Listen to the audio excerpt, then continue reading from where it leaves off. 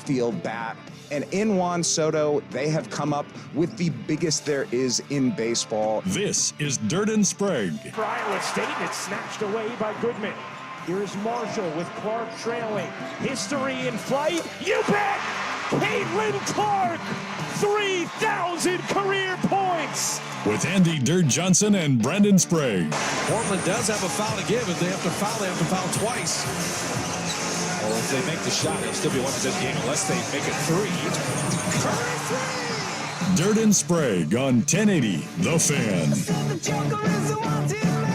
All right, 6:02 in the Rose City. Time for Dirt and Sprague on Portland's sports leader, 1080 The Fan.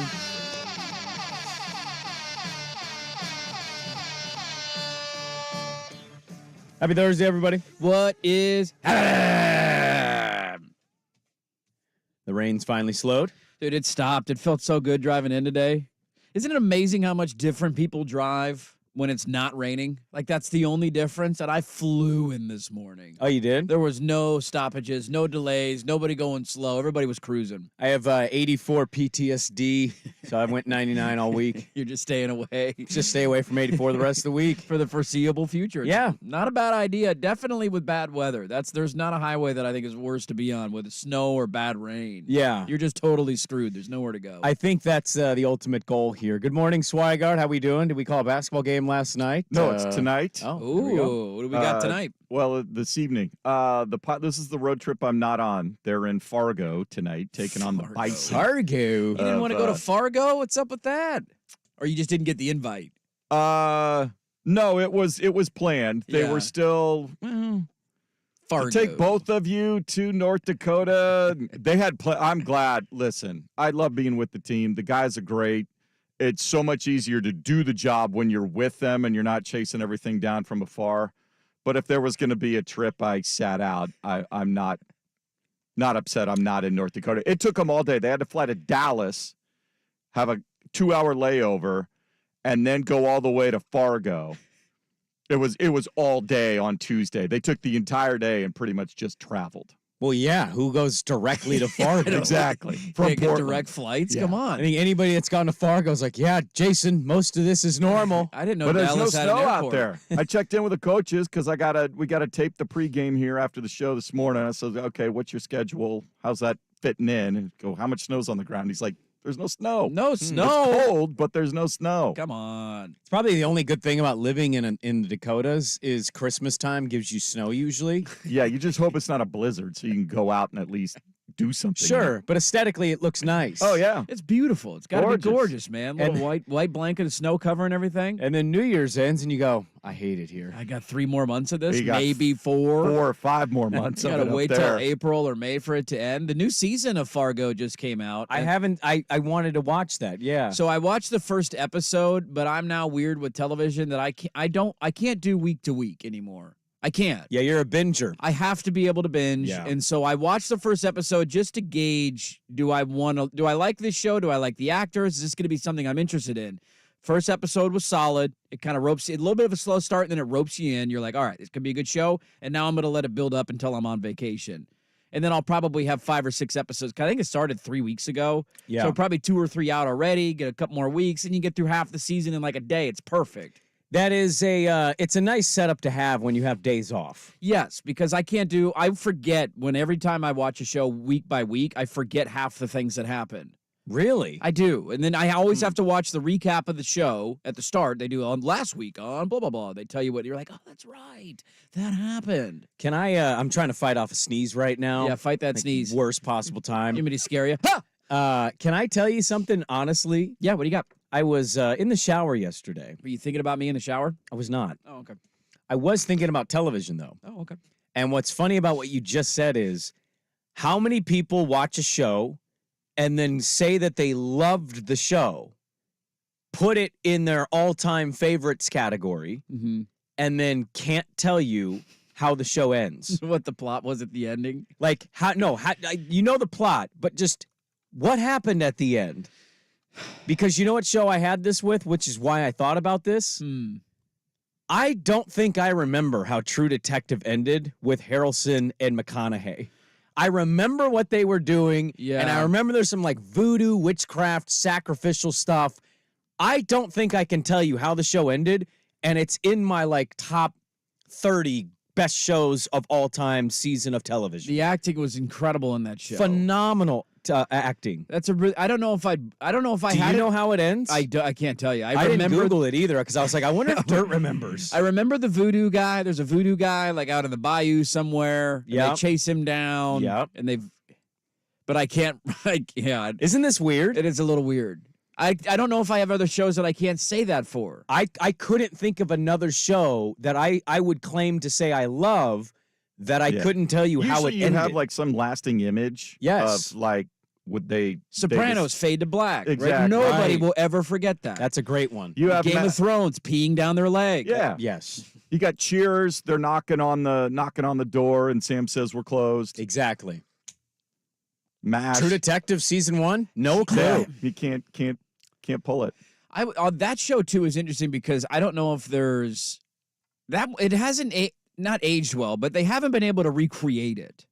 Well, they tried 2 different versions with Vince And it just Vaughn. hasn't- they it have was a Vince total Vaughn. different case. Well, they do different that every actors. time, yeah, and it just hasn't been the Is it same. Marshala Ali? Yeah, he did one, and that one was okay. I watched that one. The I Rachel thought that one was boring. the Rachel McAdams one I couldn't do.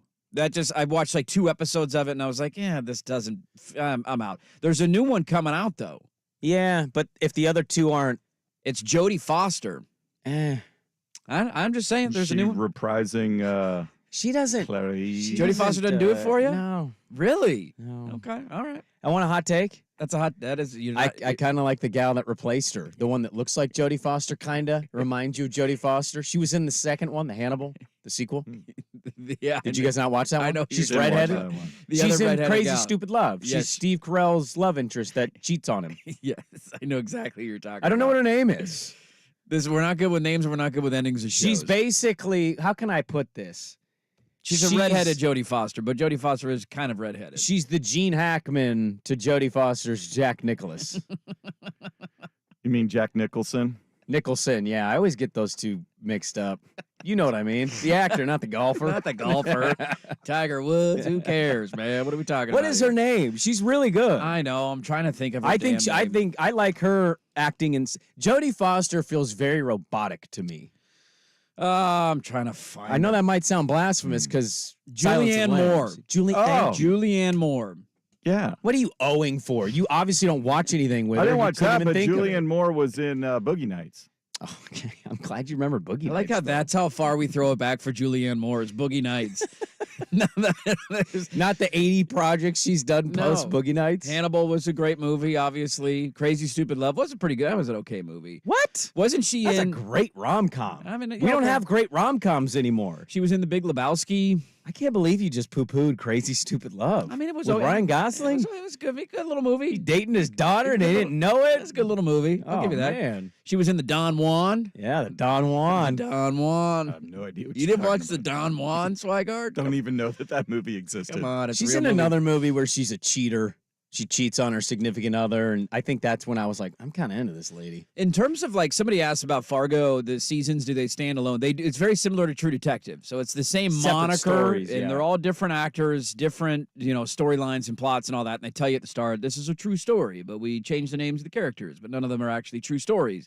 But I will put up there talking about seasons. And I can't tell you how it ended, but like favorite TV shows of all time or seasons of TV shows. The second season of Fargo, I will put up there with anything that I've watched in the last 15 years. Really? Anything that I have watched. Wow. It was unbelievable. It had the brother from Everybody Loves Raymond as like a bad gangster, but he was kind of funny. Brad Garrett. Who's the guy from Breaking Bad that ended up killing everybody? You didn't think he was bad, but then he ended up being bad. Oh, yeah, the guy who plays Gus? Yes, Gus. That guy's in it. Gus Fring. No, not Gus Fring. The guy who works with Walter, and this is horrible radio. Yeah, it's terrible. I can't think of the guys. He's the average-looking white guy. He was just in Oh, the bald guy? Love of the Dog or the Netflix Western movie. You talking about the assassin? The old assassin? Not the old assassin. God, this is bad radio. That guy's in it, and he's great, okay? That's all I got to say. He's awesome. The second season of Fargo was awesome, but they haven't been able to. The other ones are just, they did one with Chris Rock that was, it was okay. It's just like you're searching for it. First season was good, second season was good, and it's faded since then. Chris Rock can't act. Can we be honest about this? Kind of an agreement there. He's just, I don't know. It's like he's trying to tell the joke with serious lines. You know what I mean? Does that make sense? I have a hard time with comedic actors trying to do serious roles. I don't if you're good. Well, I'm just saying not many can pull it off. It's very hard. Like Vince Vaughn is that way for me too. Yeah, people kind of canned that season 2 of True Detective for that reason. I have a hard time. What about Steve Carell?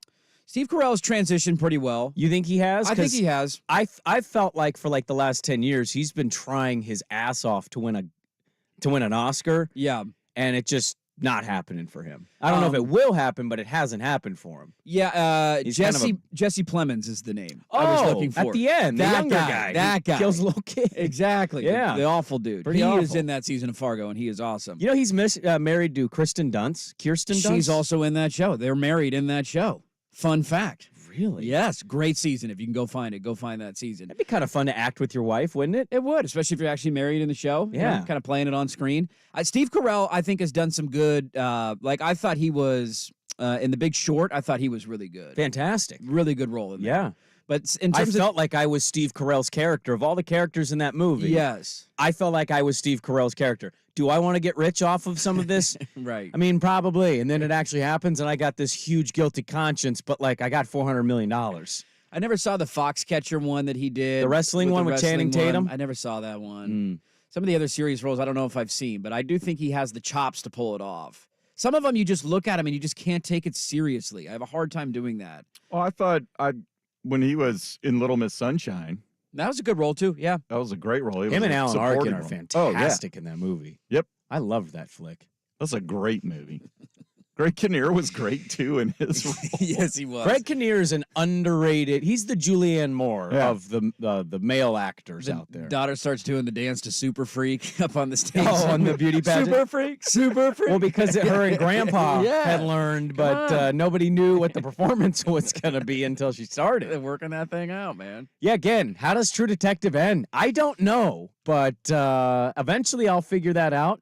I loved it. It was a good season of television. Had to have been better than the Blazer Warrior game. You got to go back and watch it. Remember the ending. That's why I will have to rewatch television shows sometimes. But you don't remember the ending either. And No, that I kind don't. of blows my mind. But I don't put it quite on the pecking order that you do. A really good show. You didn't think that season with those two guys was... I thought it was a good show, but I wouldn't put it in like my top 5 category of all time. Dude, in terms of acting and chemistry... The acting was great. I will They not deny nailed that. it. Will not deny that whatsoever. Oh, man. Well, all right, let's get it going. We got a busy show. There is a lot to get to. The Trailblazers, you mentioned the Trailblazers. We'll get to them today. An almost win. Was that the best loss you could possibly have? It was a great almost win last night. It was a great loss. They need ping pong balls, but you want to see like something. You know what I mean? The tough part is we also need the Warriors ping pong balls, so you're kind of in a catch-22 last night. Yeah, but it worked out for you. Yeah, but them winning is, I guess that's okay, but I would prefer more Golden State losses. Isn't that pick top 4 protected? Top 4 protected. See, I don't want them to be too bad. They're not going to be top 4. They should have lost that game last night. You think they're going to fully tank? Do you think the Blazers are like ahead of the top 4? No, but there are teams with like 5 wins on the season. Yeah. And there's a lot of them. The Detroit Pistons have lost 18 games in a row. The Spurs have 3 wins. I think we're safe I think the Warrior pick is safe from the top 4. Nobody has talked about the Spurs No. and the fact that they are so awful. They've lost 15 games in a row. Yeah. 15 in a row, man. That's disgusting. Not good, Bob. We'll talk on that topic, the Blazers Warriors. We've got the Civil War is back. We'll get to that today. Ken Barkley's going to join us at 8, and Brandon Huffman of 24/7 Sports at 7:30 on the portal. Let's get it going. Dirt and Sprague. Not such a great day for this team. Next on The Fan.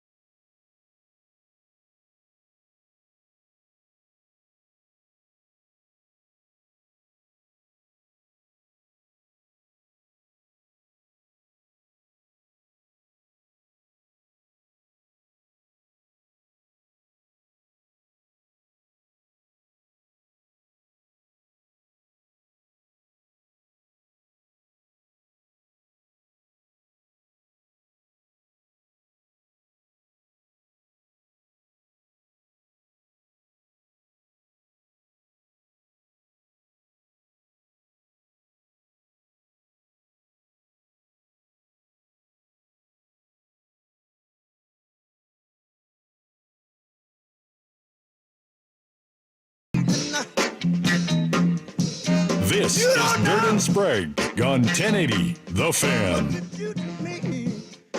All right, welcome back in. We found out during the break, Dirt is pro pants. Pro pants. Pro pants. I don't want to see your calves. Put some pants on. Well, you know how I feel about pants. I do. You're anti-pant. Touche. That's probably why you said what you said. Exactly. We need to get over that. I can't take golf seriously if you're wearing shorts, man. I just can't do it. Put some pants on. Does it bother you on the LPGA tour? No, because I'm used to them wearing, I'm used to that. You're used to the skirt? It's been built into my viewership. Okay. They get everything, right? Shorts, skirts, and pants. You can do whatever you want, man. Yeah, they are Good for them. sometimes criticized the other direction, that there should be a little bit more coverage. Cover it up From like a 1920s time to beach. time. Yeah, Lexi's taking some heat for her sleeveless stuff sometimes. I'd argue the and you're opposite. just like, what? Why? Come on. Exactly. That I will not complain about. Something I'll complain about.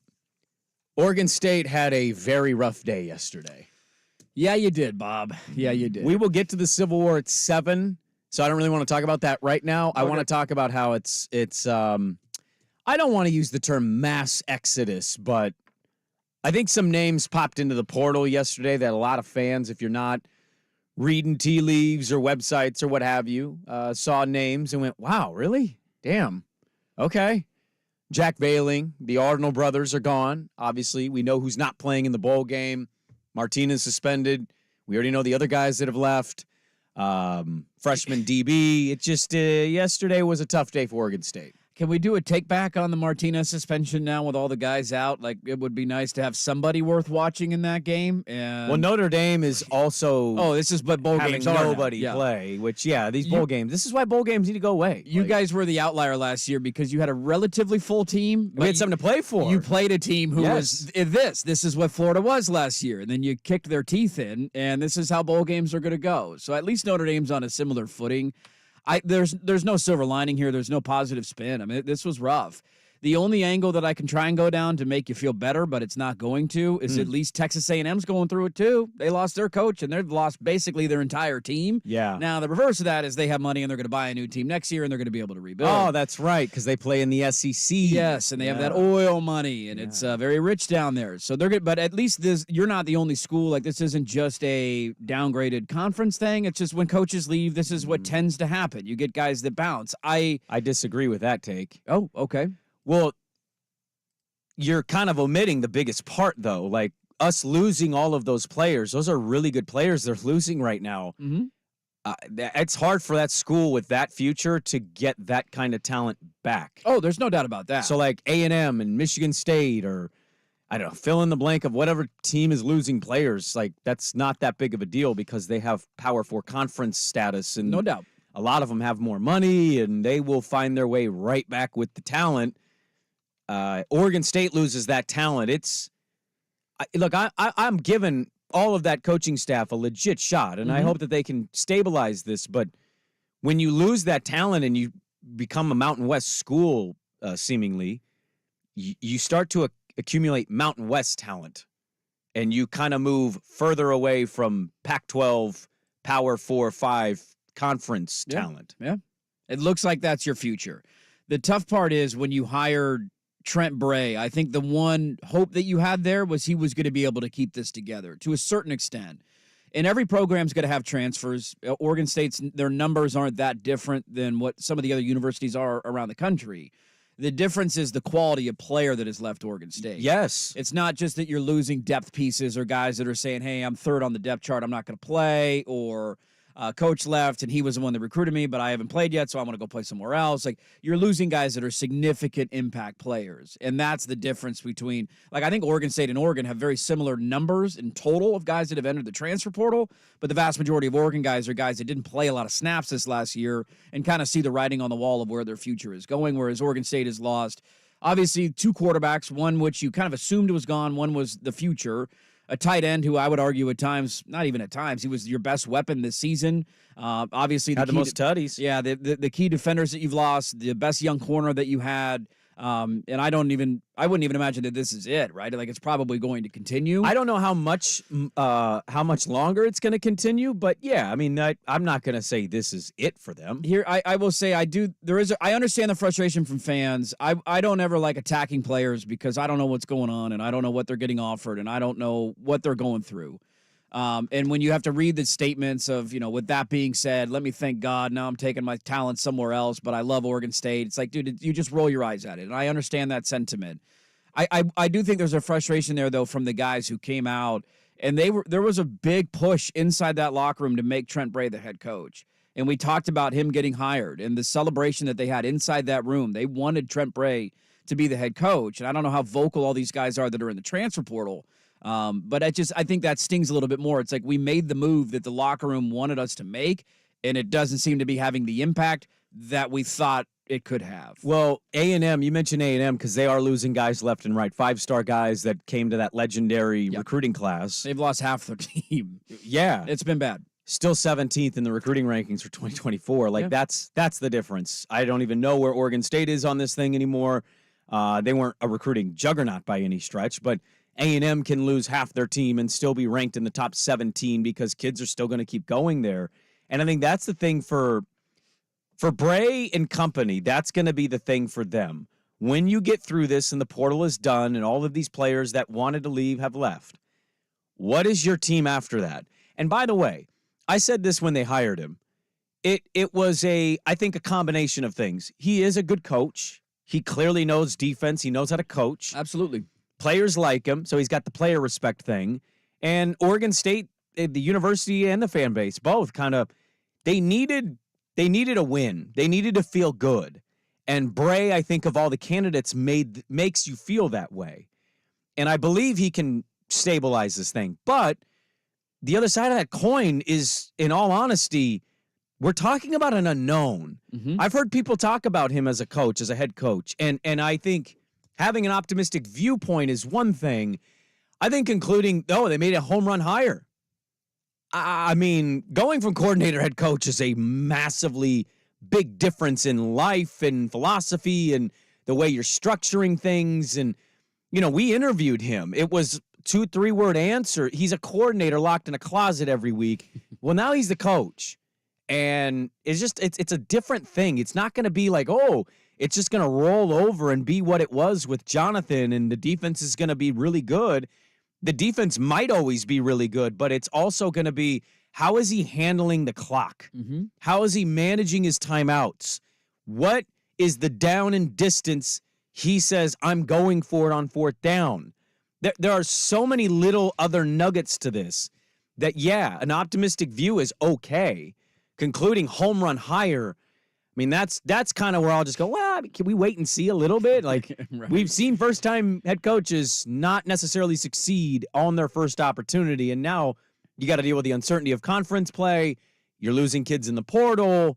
Yes, your staff appears to be finished, even though they haven't announced all those hires. But I don't know, man. It's an interesting spot. I continue to be in the position of basketball school. Yeah, I mean, put all your resources there. That's not be basketball and baseball centric and just kind of give up on the football front. The tough part is the stadium financing. I don't know if they could do that. You got to pack that thing. Well, they're not going to. I'm not saying give up. I'm saying I think they've got 2 years. Yeah, you got 2 years to figure it out. 2 years to see what happens. This is what your future is going to look like. I will say on the coaching front, I even remember saying this when Dan Lanning was hired, and everybody said, "Well, what a great hire! What a great hire!" And it's like, yeah, I mean, it's coming from Georgia. You like the pedigree. But we also, I think, were a little bit scarred as a show from our interactions with Jimmy Lake.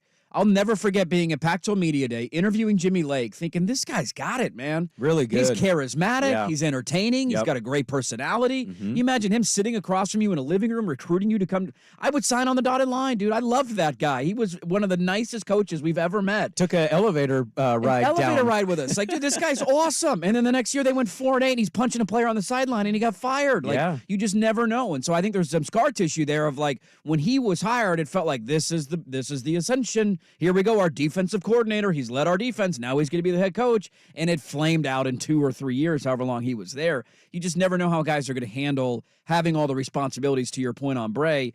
I think this also circles back, though, to the sentiment that I had. And I understand we're going to go through this with John Rahm today, right? It's like, I can't blame you for making any decision financially for your family. I get it. I can't blame you for it.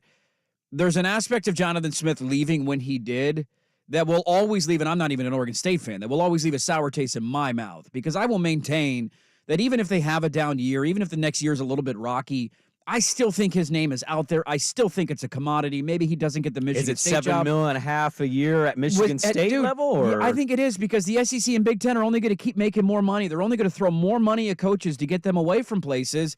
And this was always the fear of, like, if you just hang on for a year, and maybe this exodus happens with Jonathan Smith there, and guys are like, dude, I don't want to play a Mountain West schedule. Well, it's a P4 now, right? And you're not in the P4. I want to go play a power schedule. I don't want to play San Jose State and UNLV and Colorado State all year. I want to go play in the SEC or the Big 10 or the Big 12. Right. Maybe this still happens. But there's always that thought of, like, dude, if you could have just held on to help just hold it together for one more year to see where we're at, what does the landscape look like, cobble it together, keep as much of the roster intact as you can. I don't think Oregon State fan eventually would blame him for leaving if the Mountain West seriously is your future. But it's just it was the absolute, utterly worst time to do this when you're trying to figure out a schedule. You don't have a TV deal. You don't have a conference.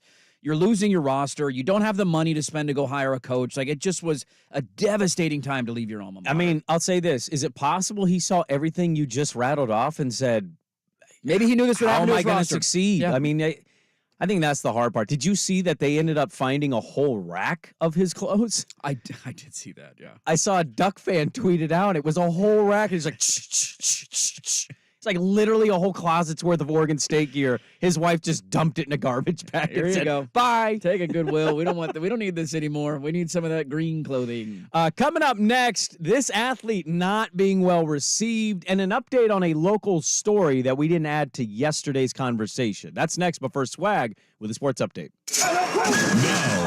Now, from the Spirit Mountain Casino Sports Desk, a Sports Center update on 1080 The Fan. Brought to you by Laurelhurst Market Steakhouse and Butcher Shop. Their butchers are all trained chefs eager to help with cooking advice. Get to know your friendly neighborhood butcher online at laurelhurstmarket.com. First on The Fan, multiple reports indicate the Ducks and Beavers have an agreement in principle to continue playing football against one another for the immediate future. The 2024 game would be played in Corvallis September 14th, and a 2025 game in Eugene. Details still being vetted out before a formal announcement is made. So the game's on the field. Maybe more curiosity than excitement for tonight's Patriots at Steelers matchup. Bailey Zappi and Mitchell Trubinsky, your scheduled starting quarterbacks. 5:15 kick on Prime Video. Pittsburgh currently 6-point favorites at the Spirit Mountain Casino Sportsbook. Warriors shooting touch showed up just in time to spoil the Blazers' upset bid in San Francisco. Portland outscored 28-20 in the fourth quarter. They lose 108-104 despite Anthony Simons returning to action with 28 points and 4 assists. Blazers back home Friday to host the Mavericks. The NBA in-season tournament semifinals from Vegas ready to go this afternoon. First up, 2 o'clock, Pacers face the Bucks on ESPN. Milwaukee's a 5.5-point favorite. Then at 6 o'clock on TNT, it's the Pelicans battling the Lakers, LA 2.5-point favorites. The MLB winter meetings heating up. Reports are the Yankees will acquire outfielder Juan Soto from the Padres, along with fellow outfielder Trent Grisham. San Diego gets 3 right-handed pitchers, plus a starting pitching prospect and catcher Kyle Higashioka in return. More sports scores and stories in 30 minutes. Jason Swigart from the Spirit Mountain Casino Sports Desk. Get in the game at Spirit Mountain Casino. Watch and wager with our sportsbook powered by BetMGM. Learn more at spiritmountain.com. It's The Fan on FM. Go to 99.5 FM.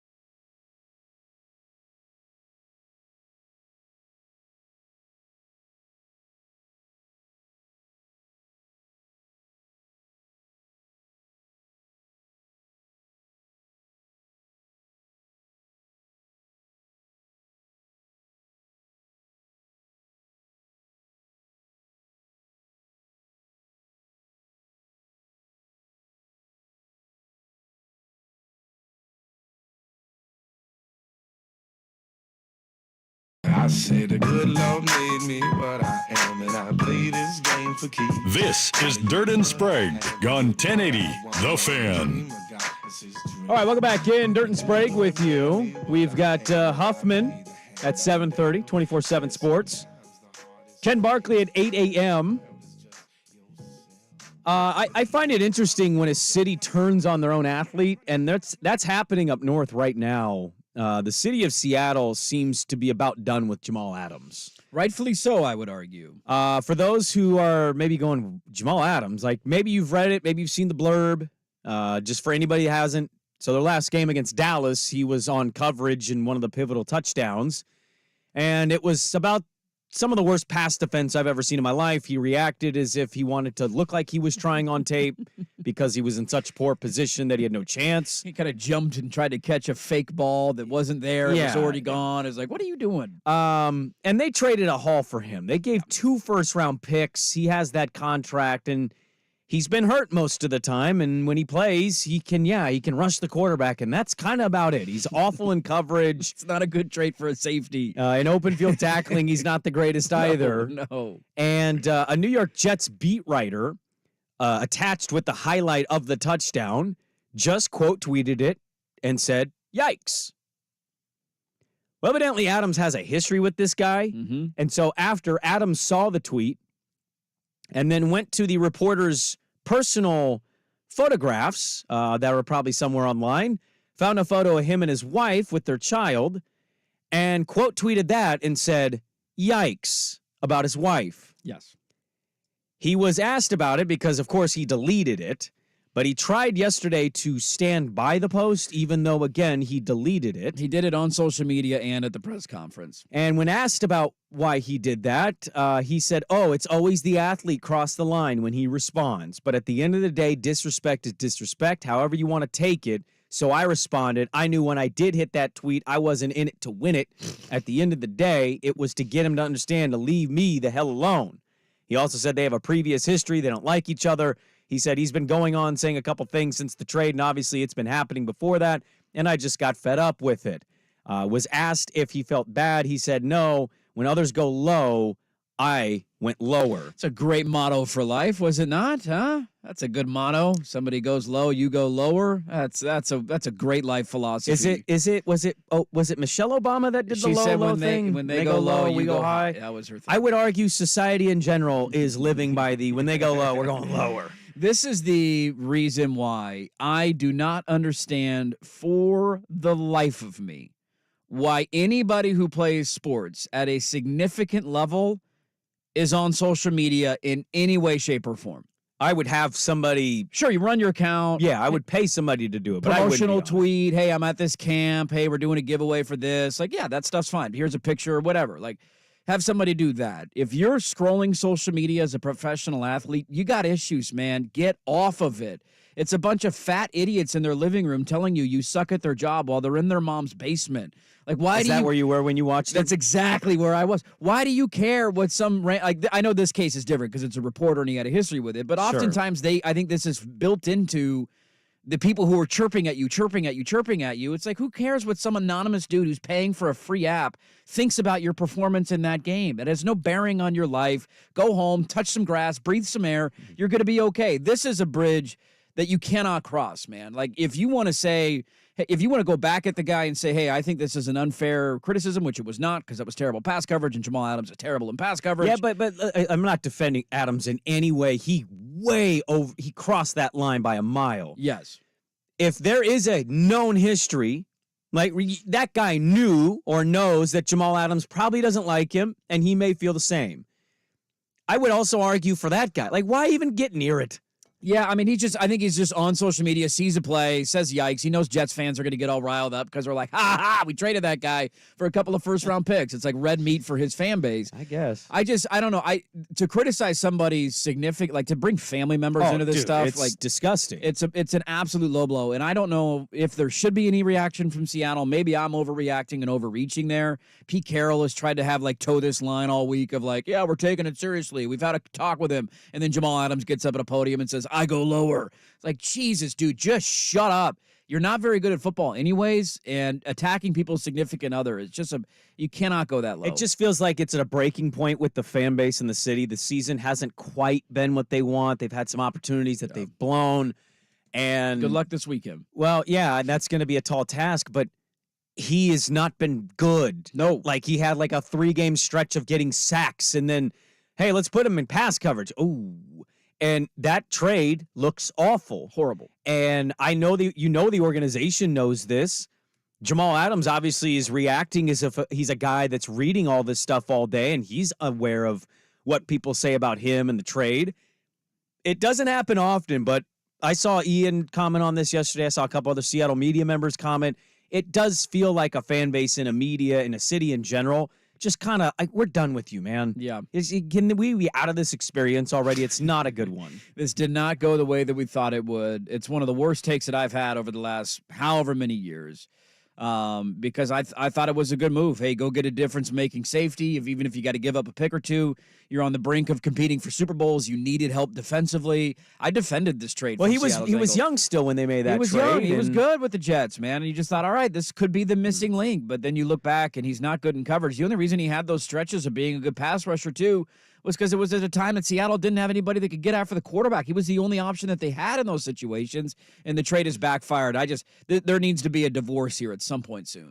Non-Adams related note, just want to add to it the root conversation. So the Mariners and being cheap and not getting guys, reportedly, Divish reported this, and I think since more reporting has come out, I guess internally the Mariners are dreading what the revenue is with the Root Sports Network. That is not going well for them. Yeah. And I think that is a massive part to the Mariners' position financially. So again, I don't know. Maybe they'll jump into the race of some player that we don't talk about, but all the intel seems to be from them publicly, we're broke or we're cheap. And people have done some digging, and it sounds like a lot of this is Root Sports based. So as Blazer fan, keep an eye on that. I'm not rooting for anything bad to happen. I truly am not. What do the Blazers got? 1 more year on that deal? 2 more years? I think 1 more. After this season? Yeah. Okay. And so, but this is the era where local flagship television entities are kind of falling left and right. And so just to add to the context yesterday of the Mariners, a lot of this is Root Sports based because the channel's not profiting and it's been a struggle bus. Yeah, that when you see Juan Soto go to the Yankees, it's a tough blow because they were hoping they were in the Juan Soto sweepstakes. The other thing, too, that I think I would roll my eyes a little bit at is you've been cheap for a long time. And now this is probably a real reason to be cheap, but when you've been cheap leading up to this being cheap, now it's like you're just using an excuse to be cheap, and this is who you've always been. Coming up, the odds are out on this, and man, oh man, is this a needle mover? Next on The Fan. Because the Fiesta Bowl has last draw, Oregon will face Liberty. Yeah, it's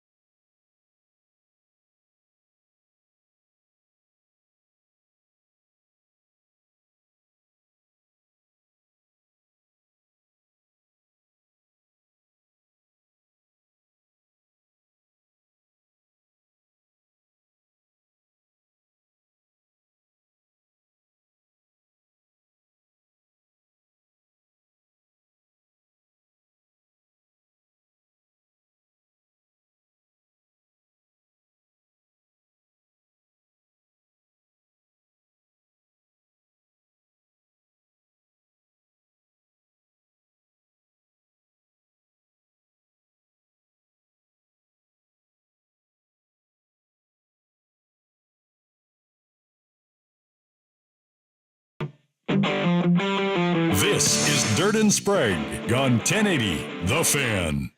We had I don't know if he's a listener, but somebody that follows us on the old Twitter machine, X, as the kids call it, responded this morning to our atmospheric river rain poll question. Rained a lot.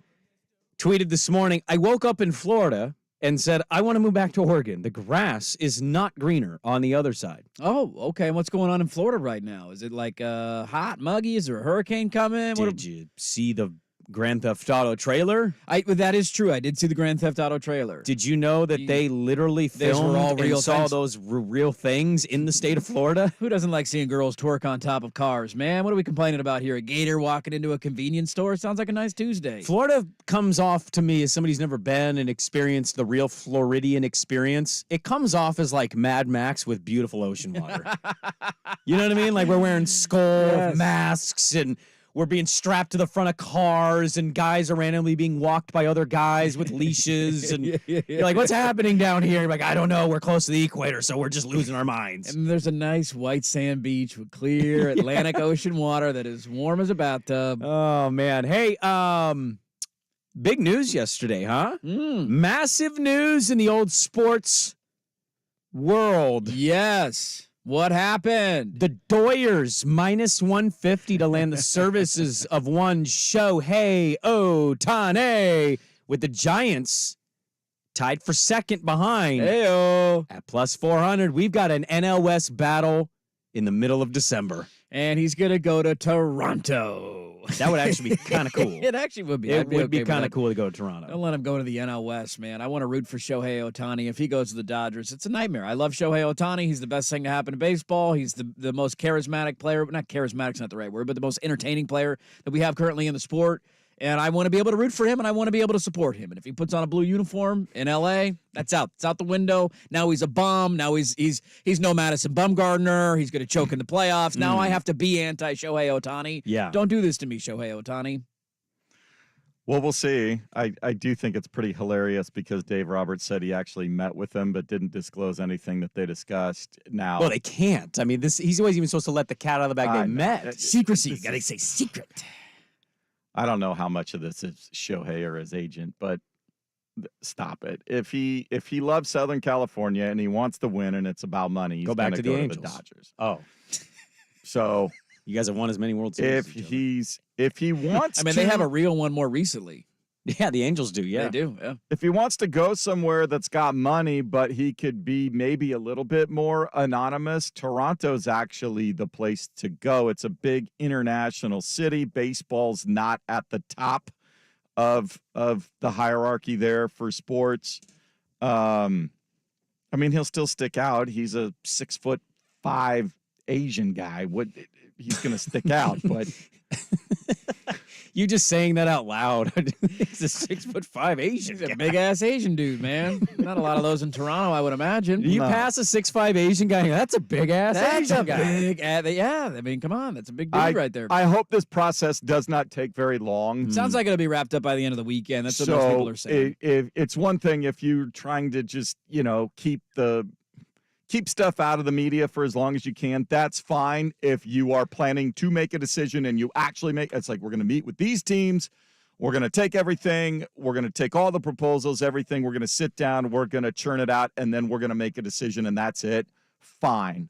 If this thing drags on for a while and he's still not talking, and then the media's like, they got editors saying, you need to post stuff, and they're like, nobody's talking, and the editor's like, you got to post something, then it's going to get crazy. One thing that we do know for certain, Juan Soto is a Yankee. He was traded yesterday to the Yankees from the Padres. The Padres got out of the Juan Soto business rather quickly, and now the Yankees have Judge, Stanton, and Soto. They've already moved near the top of the World Series odds for next year, and people are laughing at that because they still don't have much of a rotation. Well, and also Aaron Boone's I disagree with that a little bit. Didn't Garrett Cole? I mean, Garrett Cole had a good year. Rodon should be back healthy next year. Oh, Garrett Cole, yeah, he was a Cy Young winner. I think Rodon talking about depth. You're talking about depth. Yeah, Rodon missed basically all last season, and he was the last couple of years before that one of the top pitchers in baseball. You put a lineup like that out, assuming you can put that lineup out every day. most days, then yeah, you can beat a lot of teams 10-6, but we've seen how that goes in the playoffs. Juan Soto is really interesting to me. One, San Diego had to make this move. He has one more year left on a contract, and then he's going to hit free agency next season. And they know they're probably not They going to can't pony afford up. him. Yeah. I mean, they've paid so many crazy contracts in San Diego over the last handful of years. He was just never going to be a part of their long-term plans. So they had to make this move. But Juan Soto, he was so unique because of the age that he broke into the big leagues, and it just, you don't see guys at 19 have the start to their career like he did. Remember how good he was in the 2019 World Series for Washington? He was outstanding. He had 34 home runs and 110 RBIs that year. He has not quite been able to duplicate those numbers, but what he does do a lot is get on base, walk, and he was incredibly available last year. He played, I believe, in every game last season. I think he led the majors in walks with like 132 walks last year. So putting a guy like that inside your lineup, he hasn't quite been the power threat that many thought he would be coming into his career. Not to say that he didn't have good power numbers eventually last season, but I think we viewed him as one of those 40, 50 home run guys year in and year out, and he only has 2 years of 30 home runs so far in his career, last year and then in that 2019 season. But his on-base percentage, his ability to draw walks, the tough at-bat, you put that in the middle of your lineup along with Judge and Stanton, I mean, it's an easy take, but it's a home run trade for the Yankees. They give up some prospects. They're going to re-sign him. He was always probably going to be a Yankee, and so it makes sense long-term, and your outfield is basically set for the next 7 years. You always want the best players in the sport. Stanton, I don't know how much you can rely on adding that to this conversation, Dirt, but what I would say is I saw this move, and I kind of went, eh. Really? Yeah, I'm not trying to poo-poo Soto. I'm not trying to poo-poo what he can mean to the lineup with the offense. Obviously, we know that's massive. I've watched a lot of baseball the last couple of years because my team's good again. Yeah. And I've seen a lot of the teams succeed by developing talent and not going insane with payroll per se. And some of the top payroll teams last year didn't have great years. Yeah. Or they fell short of the ultimate goal of spending all that money to win the World Series. It is nice to be the Dodgers. It certainly is. We give Swag a lot of grief, but at least he knows his team is going to have the talent to be good. Mm-hmm. There's a little bit of something they're lacking come the postseason time. I know they won the COVID title, but we give him grief over that because, I mean, it was, 60-game regular season or whatever. Yeah. It's a massively different year in the way it goes. And so all I'm saying is, I'm not saying don't spend money. I'm kind of past the early 2000s, 2010s mindset of, well, the Yankees are going to win the World Series. They haven't won one since 2009. Yeah, it's been a long time. And a lot of, the Rays have passed them. I know the Rays got upset last year. I still think that format's dumb. But the Rays have passed them as an organization. They know how to develop talent. They can get rid of talent and easily replace it. Yeah, I would say the postseason stuff, to Swag's larger point, has been because their starting pitching has kind of faltered in the playoffs. Or the Dodgers? Or No, the Yankees. Talking about the Yankees. Both, yeah, sure. You can use both. So their pitching's lacked. I'm glad they added a big bat. Well, I don't know how you compute for that, right? Like Garrett Cole's a Cy Young Award winner. He's one of the best pitchers in baseball. He just hasn't been good in the postseason.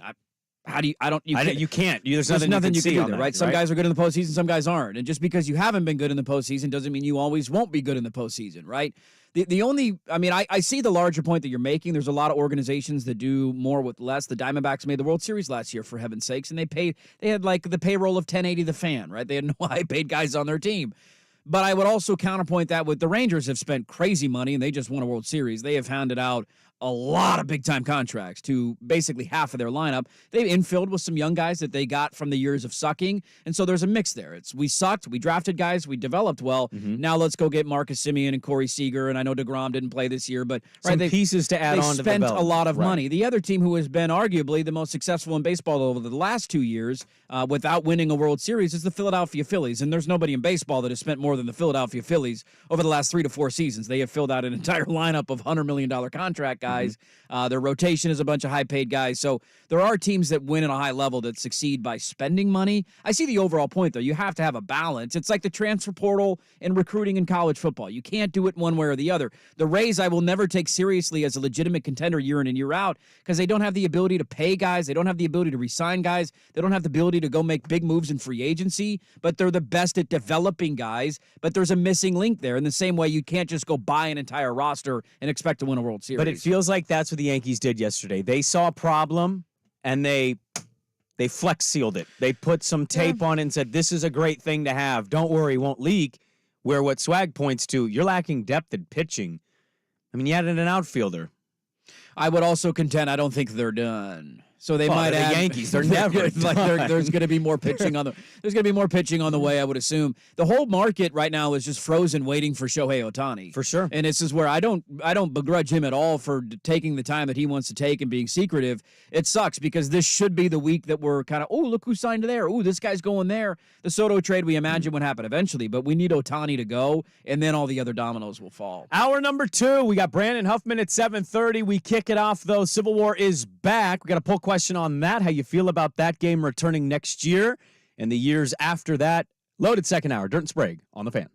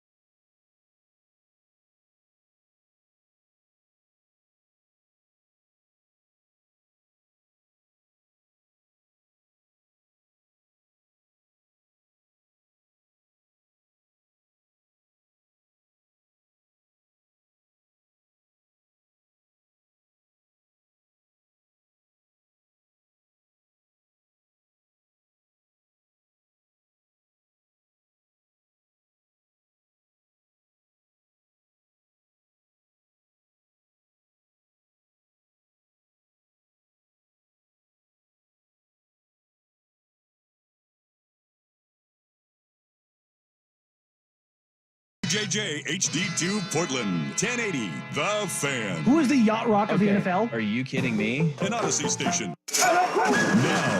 Now, from the Spirit Mountain Casino Sports Desk, a Sports Center update on 1080 The Fan. Brought to you by A&E Plumbing, Heating, and Air, serving Portland, Southwest Washington, and the Gorge. Online at aneheatingandcooling.com. It's hard to stop a train. First on the Fan, it appears the Ducks and Beavers will compete on the football field in the immediate future. Multiple reports say an agreement in principle is in place between Oregon and Oregon State to play in Corvallis September 14th, 2024, and then a game in Eugene on 2025. Details all still being vetted before the formal announcement is made. Thursday night football in the NFL takes us to Pittsburgh. Maybe a little bit more curious than excitement as Bailey Zappi and Mitchell Trubisky are your scheduled starters for the Patriots and Steelers. 5:15 kick on Prime Video. Pittsburgh a 6-point favorite at the Spirit Mountain Casino Sportsbook. Blazers look to be in control of the Warriors through 3 quarters, and then Steph Curry finally showed up. They outscore Portland 28-20 in the fourth quarter and get out of there with a 108-104 victory. Anthony Simons returning to the Blazer roster, had 28 points, 4 assists. Portland back home Friday to host the Dallas Mavericks. The in-season tournament set to go from Vegas. Semifinal action this afternoon, 2 o'clock, Pacers and Bucks. That'll be on ESPN. Milwaukee 5.5-point favorites. 6 o'clock on TNT, it's the Pelicans and the Lakers. LA 2.5-point favorites. College hoops tonight on 910 ESPN. Portland, the Pilots start a 6-game road trip in Fargo against North Dakota State. 5 o'clock tip, pregame 4:30. Bison currently favored by 2.5. More sports scores and stories in 30 minutes.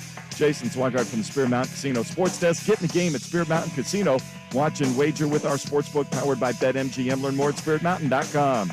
Your favorite fan shows are on YouTube. Mash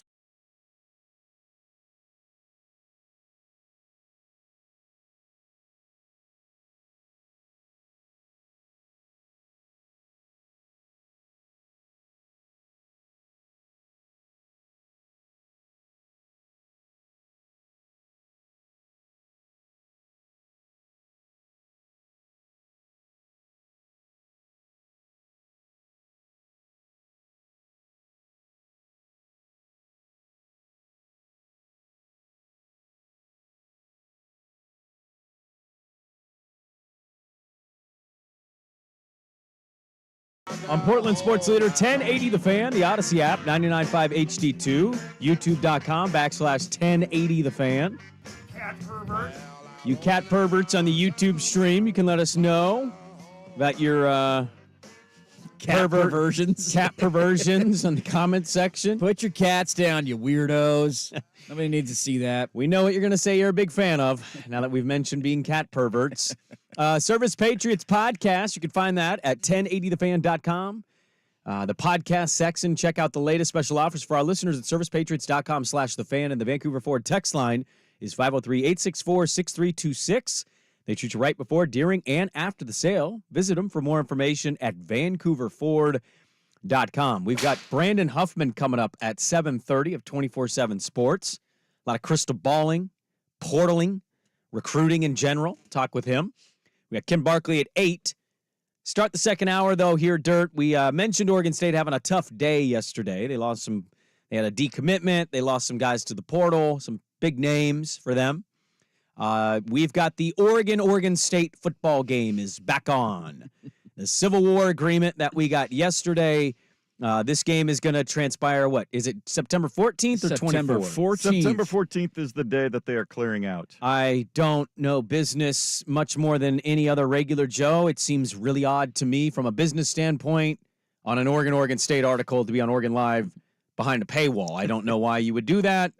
Got to make that money. I'd rather just be informed in the moment than have to pay to read that story, so I don't understand that one. This is why we're free around here, baby. All this info's free. Yeah. But the game is back on, and looks like they're going to try to do what the Apple Cup did, keep this game going. Next year, Oregon will play in Corvallis, seeing how the Beavers just played in Eugene. We did a poll question on this, Dirt, and I'll throw it to you. Yeah, I'm curious. What did the results end up being here? I was stunned you didn't do a poll question on this yesterday. did. Everybody else, I wanted to do one in the afternoon, and then everybody else had done one, and I didn't want to be the Johnny come lately with another one, and then I forgot to do one last night. So I was glad you did one because enough time had passed from the other questions. It's like, hey, here's a poll question. I'm going to go vote. I also wasn't on Twitter yesterday afternoon, so I didn't see any of those. Yeah. How would you rate your feelings about the Oregon State game continuing? Your options are super stoked. Stoked, bruh. Hey, good news. Meh. Don't care anymore. Those are your 4 options. You can vote now, right now. Hey, good news is winning with 45.7%. Okay, that's probably where I would vote. I'm not super stoked for it. I don't think I'm a don't care. A little bit of a meh or, hey, good news. I'm kind of waffling between those two phases right now. But in the short term, I'm going to go with, hey, good news. It was an ironic story where it felt like it was something that both fan bases were a little angry by. Oregon State, for obvious reasons, they want nothing to do with Oregon anymore. Not the entire fan base, but a lot of fans want nothing to do with Oregon anymore. They don't want to play the game anymore. And you can have that sentiment all you want, man. I'm not going to tell you how you feel. On the other side of that, Oregon fan looked at it. Oregon gave up a home game for this. They gave up a home game against Texas Tech to play this game on the road. So they're losing a home game next year. They were going to have 8 home games out of 13, and now they're going to have 7 home games out of 13. So they lost a home game in the process. Texas Tech is now going to go play Washington State. Were you surprised that it was Tech and not Boise State? I was. And I did not expect that at all. And I didn't know how that negotiation went because I don't believe, correct me if I'm wrong, Texas Tech and Washington State are playing because of this now, right? Like that was not on the schedule. The Ducks. They gave them a slingshot home game. Texas Tech said, we need a game against a power, a Power 5 team. So they said, hey, here's the Cougs. Do that.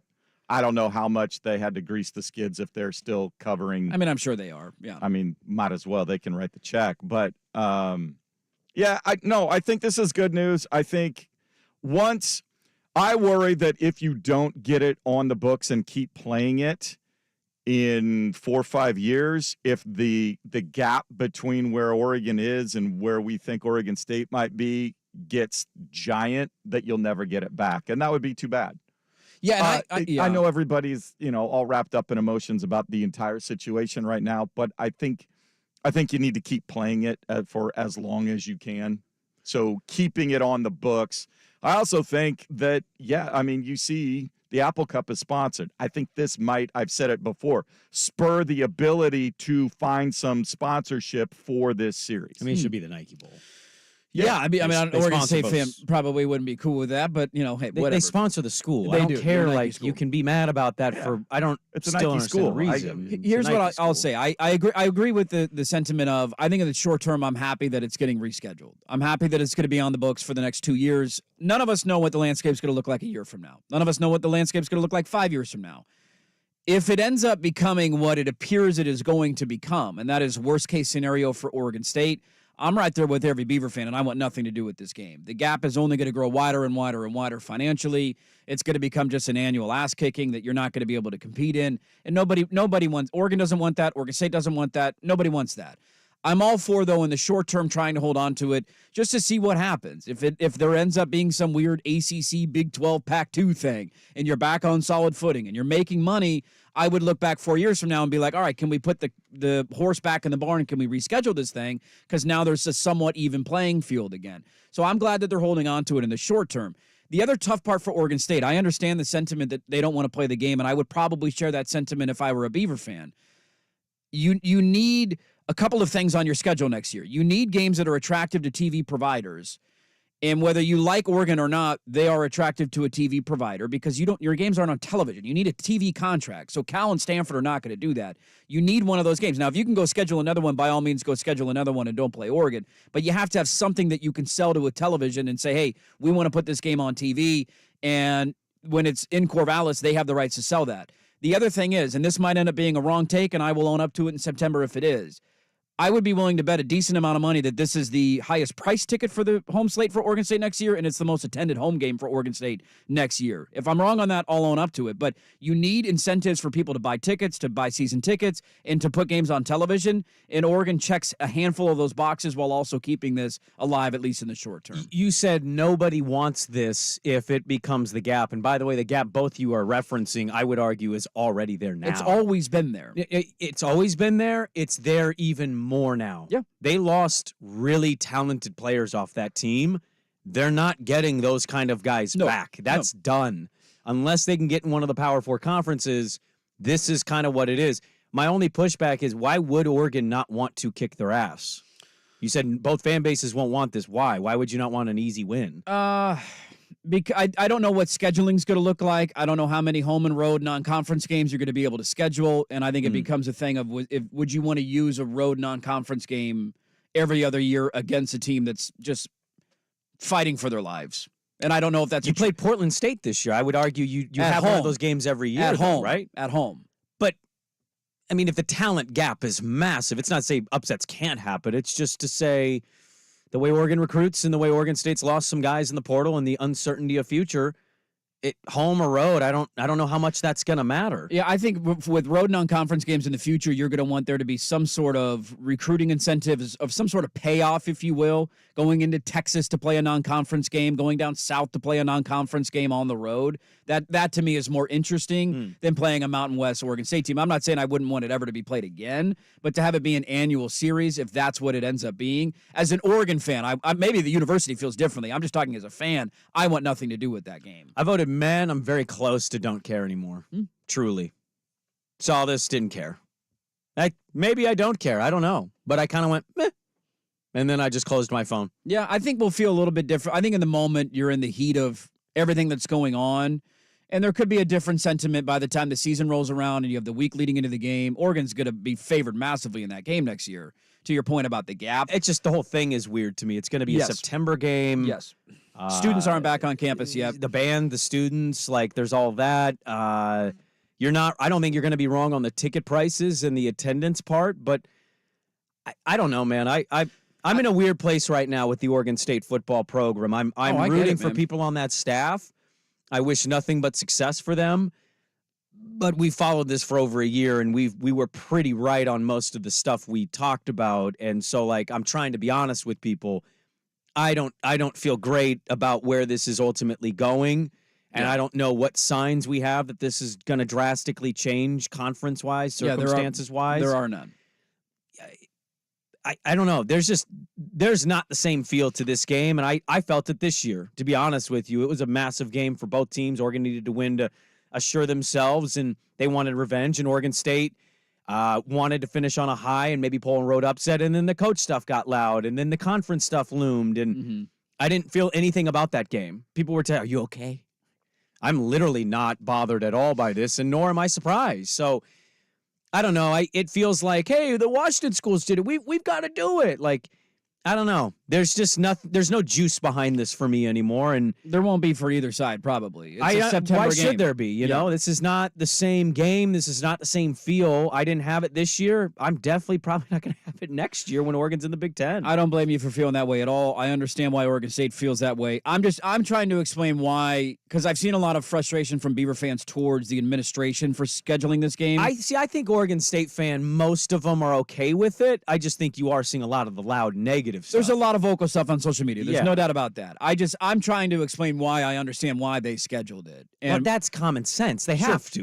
You need to get like somebody travel and money right. and TV. Like this isn't hard to figure out. You can hate them, and that's okay. But we talked about this game. The only thing I was wrong on is that Oregon was willing to come to Corvallis. Yeah. Oregon's in a position to say, I mean, you kind of need us more than we need you. Who cares about the goodwill of the state and the fan bases? Yeah. We left the program and we left you to the Big Ten. But yeah, I mean, it's pretty easy to see why this game was still scheduled. Like you need incentives to sell your games to television partners. And you don't have that in road games, right? And if Oregon State can find Power 5 teams to come to Corvallis, then I'm right there with Beaver fans saying I don't want to play it anymore.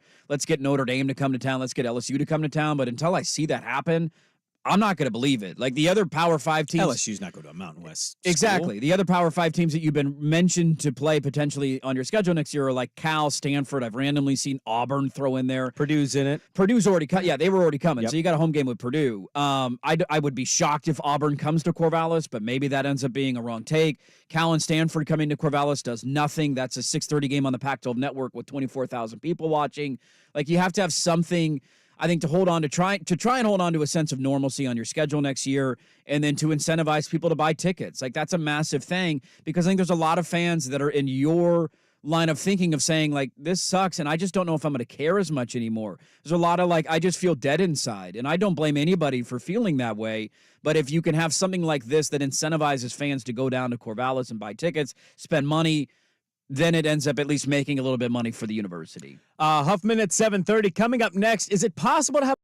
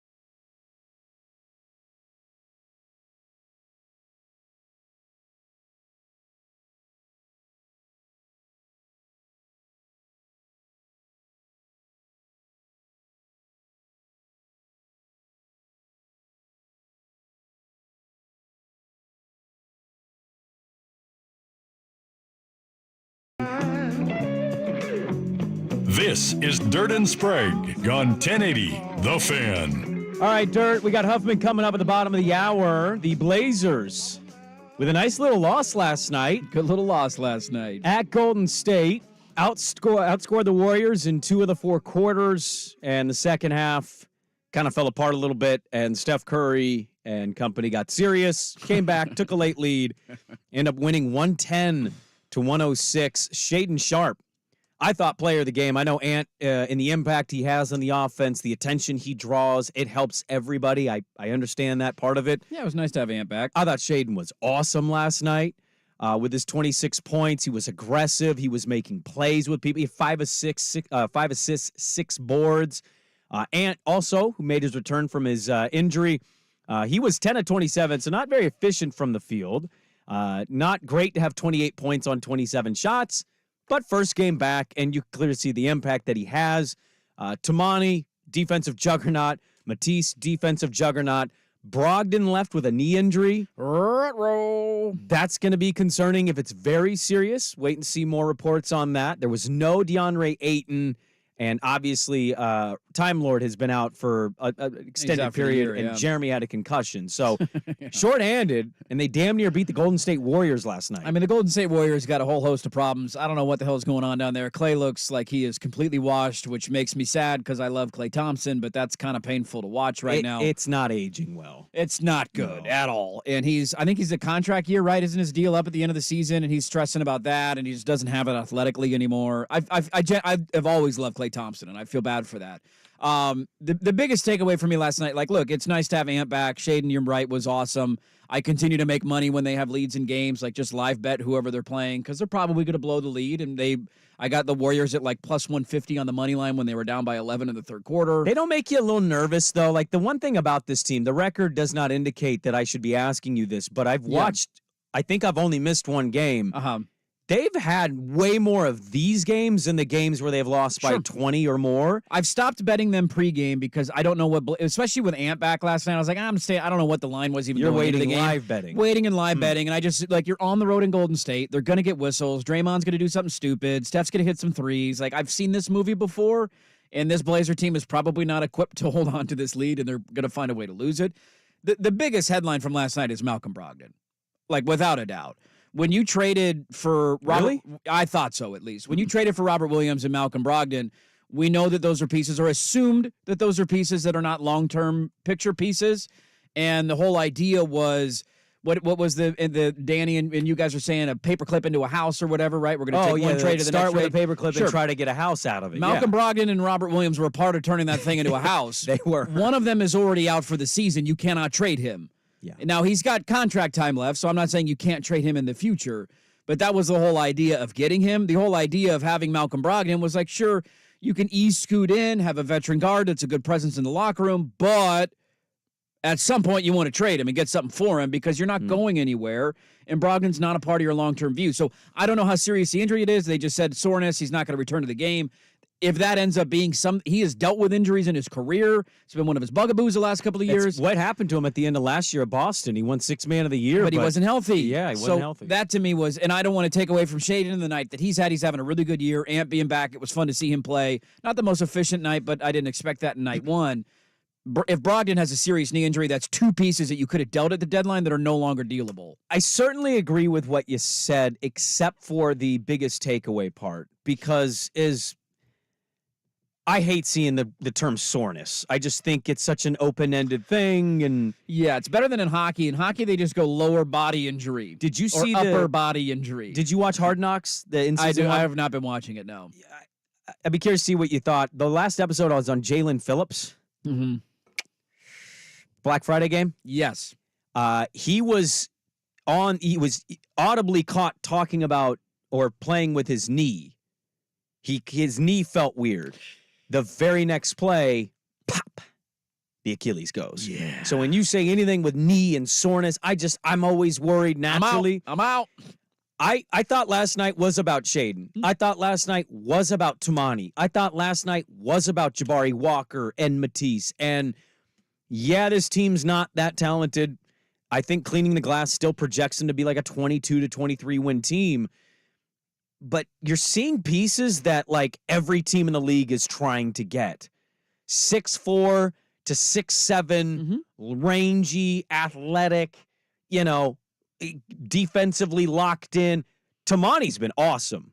Like, I'm trying not to overreact to Tamani because I think he is a very valuable role guy already, and he's a rookie. Yes, he is. Matisse, not the greatest shooter in the world. We all know he's offensively challenged in some ways. Damn it if he doesn't make like 4 to 5 plays on defense where I'm like, where was this guy 5 years ago for Portland? We needed that guy. Where were the lengthy wings to put around Damian Lillard to try and win? And so, like, it kind of gives you this quick preview snapshot of maybe what Cronin and company are trying to put together. Yeah. And having Ant is massive because you saw what it does for Shaedon. It takes less pressure off him. It allows him to continue to try to make plays and have guys to move the ball around to. Your overall point, I get it. My takeaway was great loss because I saw so many positives and they still collected a ping pong ball. I mean, that's the ultimate goal, right? And I see where you're coming from. I would just say none of these things are surprises to me. Like, Shaedon's having a really good year this year. Kamara and Jabari Walker. I'm saying at this point, it's not like they're having good years, man. They're playing good ball. That's not something new. It's not like Kamara's been ass for the last 2 weeks and then all of a sudden woke up and had a good game. Okay, that's fair. What I would add to it then is it's the consistency. It's the when is this balloon going to pop? Yeah, I mean, it probably will at some point because we're Blazer fans and we don't get nice things, so it probably will at some point. Tamani's about as nice as we can possibly hope for. I mean, he's got to develop some form of an offensive game. It's just not quite there yet. He's a rookie. I'm not overly criticizing him, but that's the missing link for him. If he can find something to be a go-to move, a go-to shot, a go-to something on the other end of the floor, his length and disruptive nature on the defensive end is awesome. And we have not had a guy like that. I know Matisse kind of came in late last year and was that a bit. We haven't had a guy like that in a long time. That's 6'7" with that length that can be a problem on the other end of the floor. The thing that you need to see him develop, I think, the rest of the season is, can you get comfortable on the other end? I mean, he's shooting like 27% from 3 and like 35% from the floor. Yeah. Last night, for how good as he was defensively, he was 3 of 14 from the floor and like 0 of 4 from 3.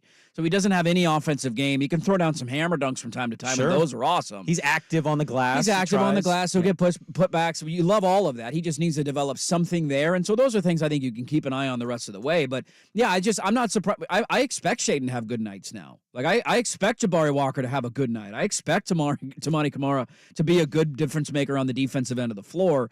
I'm in the mindset of, like, just praying for the love of God, don't let Brogdon be a serious injury, because if it is, that would be a major blow to what you wanted to do at the deadline. I have expected all season they're going to move 1 or 2 of those guys. Robert Williams is clearly not going to get traded, and now maybe you can't trade Brogdon, and that would suck because you got to hold on him until the offseason and then try and make something happen in June or July. We've got Ken Barkley at 8, NFL odds and ends to get to as well. But coming up next, the portal season has started. It's crystal ball season. Brandon Huffman, 24/7, is our guest for the Daily Ticker, and he joins us next on The Fan. Now, from the Spirit Mountain Casino Sports Desk, a Sports Center update on 1080 The Fan. First on The Fan, multiple reports indicate the Ducks and Beavers have an agreement in principle to continue playing football against one another in the immediate future. A 2024 game would be played in Corvallis, likely on September 14th. A 2025 game would be in Eugene. All the details still being ironed out before a formal announcement is made. For the games on the field tonight, maybe more curiosity than excitement for the Patriots at Steelers. Bailey Zappi, Mitchell Trubisky, your scheduled starting quarterbacks. 5:15 kick on Prime Video. Pittsburgh currently 6-point favorites at the Spirit Mountain Casino Sportsbook. Warriors found their shooting touch just in time to spoil the Blazers' upset bid in San Francisco. Portland outscored 28-20 in the fourth quarter. They lose 110-106, even though Anthony Simons returned to the lineup with 28 points and 4 assists. Blazers back home Friday hosting the Mavericks. Tonight, it's the NBA's in-season tournament semifinals from Vegas. First up, 2 o'clock, Pacers and Bucks on ESPN. Milwaukee 5.5-point favorites. Then at 6 o'clock on TNT, the Pelicans battle the Lakers. LA 2.5-point favorites. The MLB winter meeting starting to heat up. The Yankees will acquire outfielder Juan Soto from the Padres, along with outfielder Trent Grisham. San Diego will get back 3 right-handed pitchers, a starting pitching prospect and catcher Kyle Higashioka. In return, more sports scores and stories in 30 minutes. Jason Swigart from the Spirit Mountain Casino Sports Desk. Get in the game at Spirit Mountain Casino. Watch and wager with our sportsbook powered by BetMGM. Learn more at SpiritMountain.com. Live, local, and free. No subscription.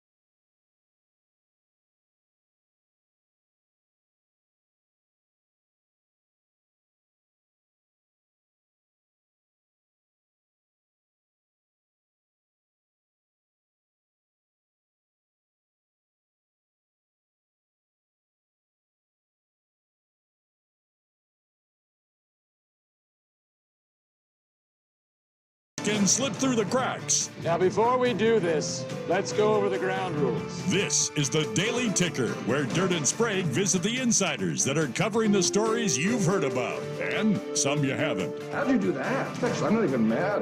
It's amazing. The Daily Ticker with Dirt and Sprague on 1080 The Fan. All right, a lot going on in the transfer portal, recruiting. There's a big commitment happening today. College football is on fire, it feels like, right now. We need to get a crystal ball in here for portal season. We do, Give yeah. our predictions and then comp them that. to somebody like Huffman's. I like that. Joining us now is our good friend, Brandon Huffman, National Recruiting Editor, 24/7 Sports, at Brandon Huffman.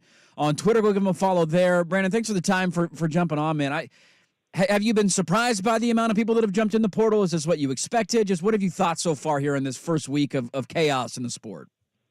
Yeah, I mean, I'm not even surprised anymore. I would say the numbers are about what you expect, especially that we still are in somewhat of an era of COVID seasons overlapping and coaches trying to encourage guys to move on so they can get their rosters managed.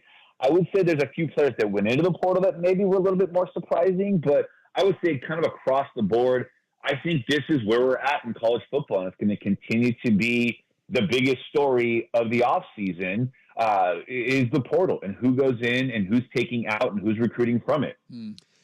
Big name that's been kind of circulating around these areas is Dillon Gabriel, the quarterback from Oklahoma, who has another year of eligibility. And, you know, crystal ball season's an interesting one, Brandon, because everybody has the predictions to make. It feels like maybe it's Oregon is the favorite. Are we crystal balling Dillon Gabriel as the quarterback for the Ducks? If we haven't crystal balled it, at least the app is open and the button's about to be pushed. I mean, it's pointing to Oregon. And that's kind of where I go, where I say, you know, there's a couple that are surprising. He's not so much a surprise. It's more the fact that you have an accomplished 2-year starter at Oklahoma and you want to go with the youth movement. So that allows schools like an Oregon that may need that stopgap guy. Maybe they're not confident with what they have coming up the chain yet, and maybe they're not quite ready to turn the young guy over. So you get that 1-year stopgap guy. And again, that's where I think you're seeing college football turn, where if I can get that 1 year, it's almost like in pro sports, that 1-year contract. We just need that middle reliever for this season. We can get this guy before he becomes a real free agent.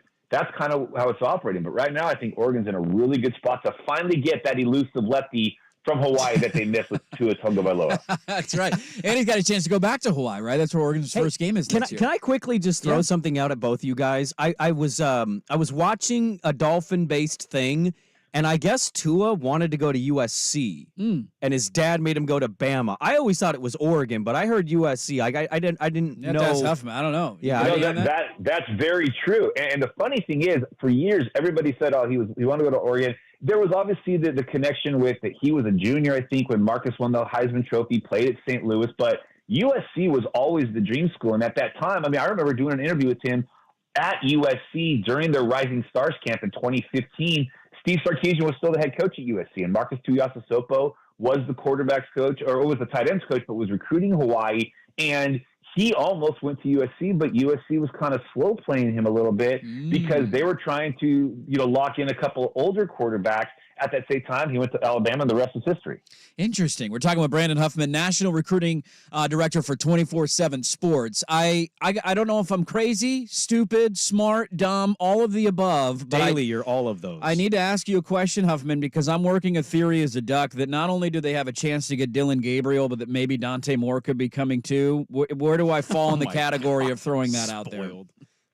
I would say it's one or the other, not both. Okay. I mean, part of the reason that Dante Moore went to UCLA in the first place was Bo Nix returning to Oregon. He wanted to play right away. And, when you have a season like Dante Moore did, where it started off well and it ended poorly, you need to go somewhere where you can have your reclamation project and it could start immediately. So he's going to go somewhere that he can be the starter. I think it's one or the other. I don't see, especially in this era, of it being both. And, give it up to Ty Thompson, man. This guy has seen them recruit quarterback after quarterback after him, before him, and he hasn't left yet.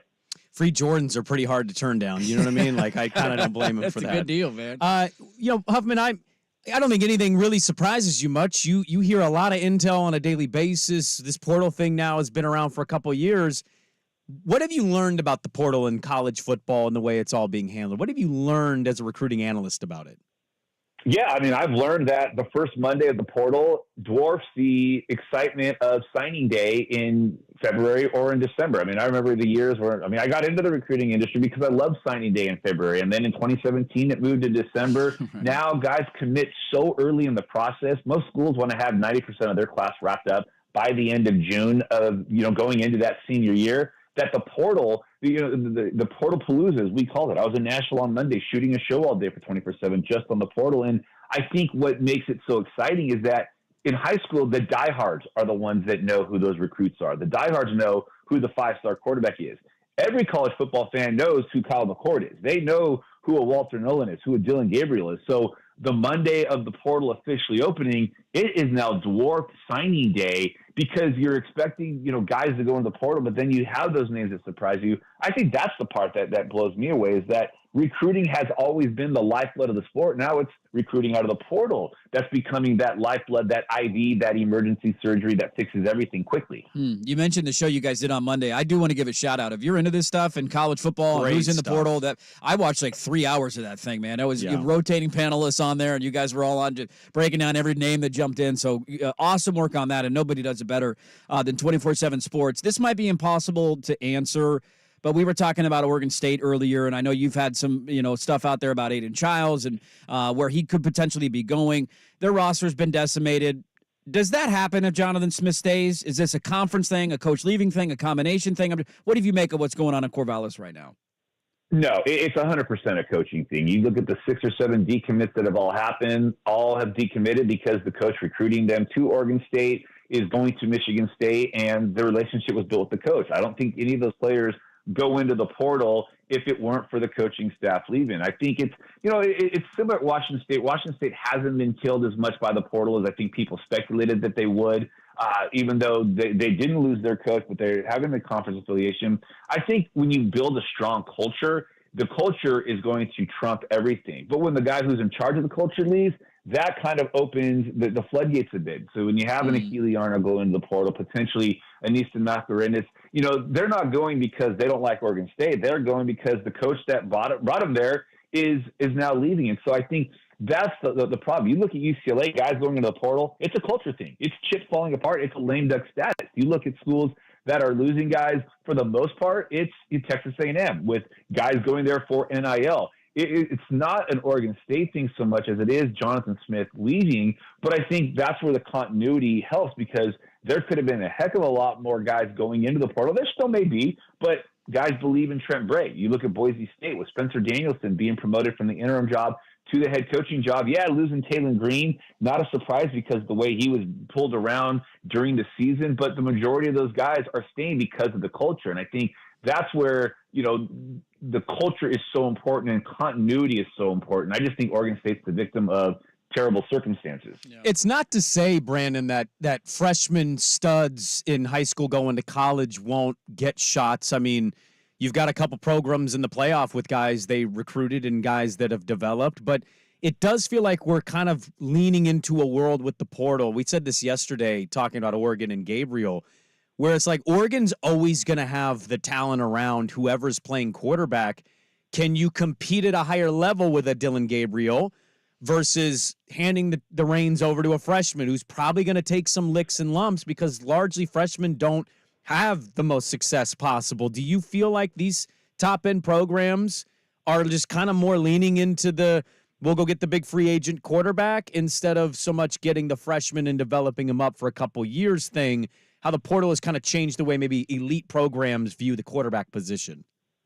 I 100% believe that. And I think we're seeing, everybody compares it to the NFL free agency, but I look at it more like in baseball, where you look at the teams that are consistently winning, historically, it's been the big spending teams, the Dodgers, the Yankees, the teams that bring in those big time free agents that maybe they don't draft well, but they trade and they make these guys come in and they win. And I think that's what you're going to start seeing in college football, more teams trying to go that model. But if you look at 4 of the teams that are in the college football playoff, yes, 3 of them have a transfer quarterback. But if you also look at the fact that the teams that have been consistently winning national championships, not just playing for them, but winning them, Alabama, Georgia, they're still winning with a large chunk of those guys being guys that Nick Saban and Kirby Smart recruited, that they developed. And even if you look at Washington, yes, Michael Penix is getting all the attention as kind of the hired gun to come in, but the Roma Dunzes, the Jalen McMillans, the Troy Fatunos,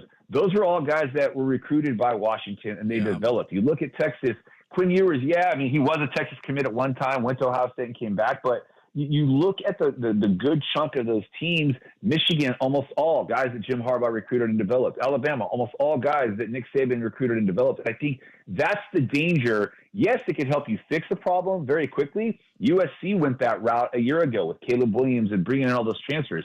But at the end of the day, there's no cohesiveness, there's no chemistry, and they go 7-5. That's why I still think recruiting is so important. Go get a player or two that might be a difference maker. But 8 or 9 of those guys, especially along the offensive line, and you look at Oregon State and look at how good their offensive line has played, those were all guys that Jim Mahalchuk recruited, developed, and evaluated, and it turned them into one of the best offensive lines. Michigan's the same way. That's why I still think you need to have a good chunk of your recruits be guys you recruited, not got out of the portal. Last one for you, Huffman. We got to go quickly here because we're against it. Walter Nolan is a player that I might cry if he announces he's coming to Eugene. Where's the percentage on that? And then Jordan Seaton announcing his commitment today. What are you thinking, or what are we hearing there? Well, if you like the color orange, then you might be a little bit more excited about what I'm saying. And no, that doesn't mean he's coming to Oregon State. Walter Nolan's originally from Knoxville. There's a lot of buzz that he's going back to Tennessee. A lot of buzz he may stay in College Station when it's all said and done. I mean, I think there's some guys that go into the portal for leverage sake. But Jordan Seaton right now, a lot of buzz about the orange for him as well. So while Oregon was in it for Jordan Seaton, I think he stays down south. And Walter Nolan, I think he stays down south too. And, sometimes you just got to follow the dots to see where some guys go. And don't be surprised if in a year or two from now, some of these guys who are announced today end up in this portal on our Portalpalooza show. Dirt, he knows literally every player and where they're going because of all the intel these guys get. Like, Huffman gets all of this stuff behind the scenes, and most of this he doesn't need to release or tell people, and he just gets to chuckle when he ends up being right on all of it. We're all desperate for the information. He's got all of it. You look good, too, on TV, Huffman. You look great, man. He's doing awesome. Thanks. Thank you, guys. I appreciate that. There you go. Brandon Huffman, National Director, Recruiting Editor for 24/7 Sports, at Brandon Huffman on Twitter. Go give him a follow. They do great stuff on the 24/7 sites for covering the recruiting and the transfer portal. We always appreciate the time. Hopefully you're getting some sleep this time of year, and let's catch up again soon. Let's do it. All right, there you go. Brandon Huffman. Really good stuff from him. On the transfer portal, it is mass chaos. I got a couple of college football odds and ends to add on top of that, including some hires that have happened, some moves that have taken place. We'll get to those coming up next. Ken Barkley, top of the hour. Back after this on The Fan. Who's stinking it up? Woo! Do not go in there. It's time for Who's Stinking It Up, a sports lowlight that's ripped from the headlines. We couldn't do diddly poo. Brought to you by Three Mountains Plumbing. Schedule your appointment online at threemountainsplumbing.com. I'm trying to be aggressive, push the ball down the field, help this offense be explosive. I got to take care of the football. I'm just looking to be more efficient this week and execute well altogether, but got to find ways to score points, so I'm trying to be that catalyst. That is the voice of Mitchell Trubisky. We've got Thursday Night Football here. Patriots at Steelers. The over-under number is 30.5. Woof. Buzz your girlfriend. That one stinks. Am I crazy for wanting to gamble on the New England Patriots tonight? Yes. Did you watch them play the Chargers defense? That's been awful. How many points did they score? How many did they lose by is the question. 6. Spread tonight is 6. Can they lose by 5? I think they can lose by 5. Give me the under and the Pats plus the 6. Who's stinking it up? The under. I'm gambling on the under because I'm gross. That's brought to you by Three Mountains Plumbing. Make plumbing and electrical services delightful. Get your time back. Let the pros tackle whatever projects you need completed. Schedule an appointment online. Three Mountains Plumbing. That's threemountainsplumbing.com. Hey,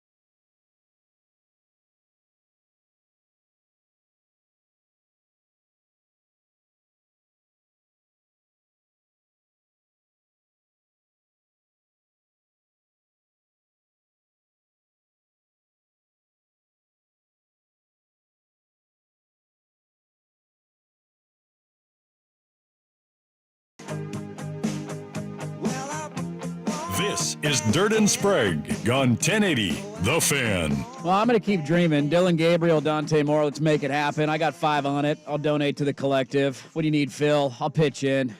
Never has it been more obvious how spoiled you've become as a sports fan where you're saying, hey, are we going to get both the 5-star quarterbacks? I mean, it makes sense. 1-year rental, the other guy gets to develop. Yeah. I mean, well, who wouldn't want that process, right? Come on home, Dante. What would be a bigger upset to you, getting both Dante Moore and Dylan Gabriel, or me telling you that Joey, the engineer, had never heard of Chris Stapleton until about 33 seconds ago when I told him? The bigger upset would be probably Joey not knowing who Chris Stapleton is. You have to knowingly avoid any music news or notes or songs, right? He to also not know that? looks like Chris Stapleton. Well, we had that conversation. He goes, are you stereotyping me right now? He goes, you know what I'm listening to? Dubstep. And I was like, he's a dubstep guy?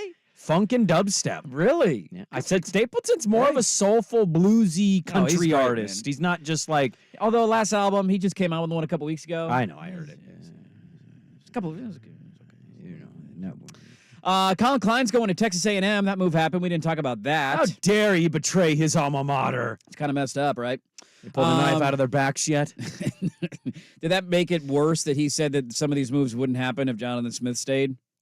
Does it Or make it not, worse? Do you not believe it? Because I don't know how to feel about that. I think there was going to be... I believe it. You believe it? Aiden Childs isn't going anywhere, John. Sure, I'm not saying Aiden Childs, but guys get money thrown at them. That's gonna happen. If for some guys, that's most you had it with Omar Spates last year, for example. He got a payday at LSU. Also spent 4 years at Oregon State, so he'd given kind of some time and service and all that stuff.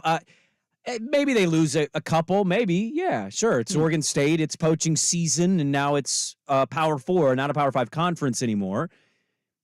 But when Brandon Huffman says something, I largely just don't really want to debate if he's telling the truth, because Brandon Huffman... He knows what he's talking about. Again, he basically just told you what you didn't want to hear, right? I'm not going to believe him. He doesn't know what he's talking about. Walter Nolan might have some orange guys in his future. That's how those guys speak, by the way. I've talked to him off the record. Not him specifically, but guys like him. And they all talk in coded language where they're basically telling you they know. Yeah, but they can't say it out loud. Yeah, and it's that way. It's like, oh, I think there's going to be a little orange in his future, and you have to play the guessing game there. So, well, Phil, I got 5 on that one, too. If you need it, hit me up. I got 5 on that one. Dylan Gabriel, Walter Nolan. Which one you picking? What, really? I might go Walter Nolan. Then a quarterback that you know is going to come in and maybe you can go get another quarterback. Walter Nolan's top 10 defensive lineman, best player in the country caliber. And he's transferring from Texas A&M. What was the record? I mean, we're blaming that on Walter Nolan. No. His numbers were massive. He was the number 1 recruit in the country, and he's been a stud for 2 years at A&M. Yeah, I also know Dan Lanning has 9 Walter Nolans. Nah, we don't have any Walter Nolan. We got good young kids. We don't have any Walter Nolans. And that's okay. That's okay. That's like Jalen Carter. That's Jordan Davis. I'm not doubting that. I'm saying simply, if you don't have a quarterback, none of that matters. Ty Thompson's fine. DeAnton Lynn went to USC. They poached UCLA's defensive coordinator. Yeah, I saw that over the weekend. Young D coordinator. We talked about that this week. They tweeted it out during the Pac-12 title game. Of course they did. They needed a little attention. Pay attention to us. We're playing defense now. Yeah, I'll believe it. Is that USC's voice? That's USC's voice, yeah. We're soft. Let's play 7-on-7. That's USC's voice. There you go. All right, now I'm pissed. I want Walter Nolan and Dante Moore and Dylan Gabriel. Give me all the guys. Why are you pissed? Why aren't we paying for all of them, man? We got money to spend. I mean, you're not wrong. Those are my expectations. We have the ability to do this now. Give them all $5 million. Sign them all. I'm just hoping Ben Branson stays. That's where I am. Stay home, Ben. Please, Benny G. All right, we got a lot to get to in the final hour of the show. Some more football notes to get to. A couple of NFL news and notes. The in-season Cup Check tournament continues today, this afternoon. We'll get to that. Let's start, though, with Ken Barkley, as we always do, Thursdays at 8 o'clock. That's next on The Fan. Wesley Financial Group is not a law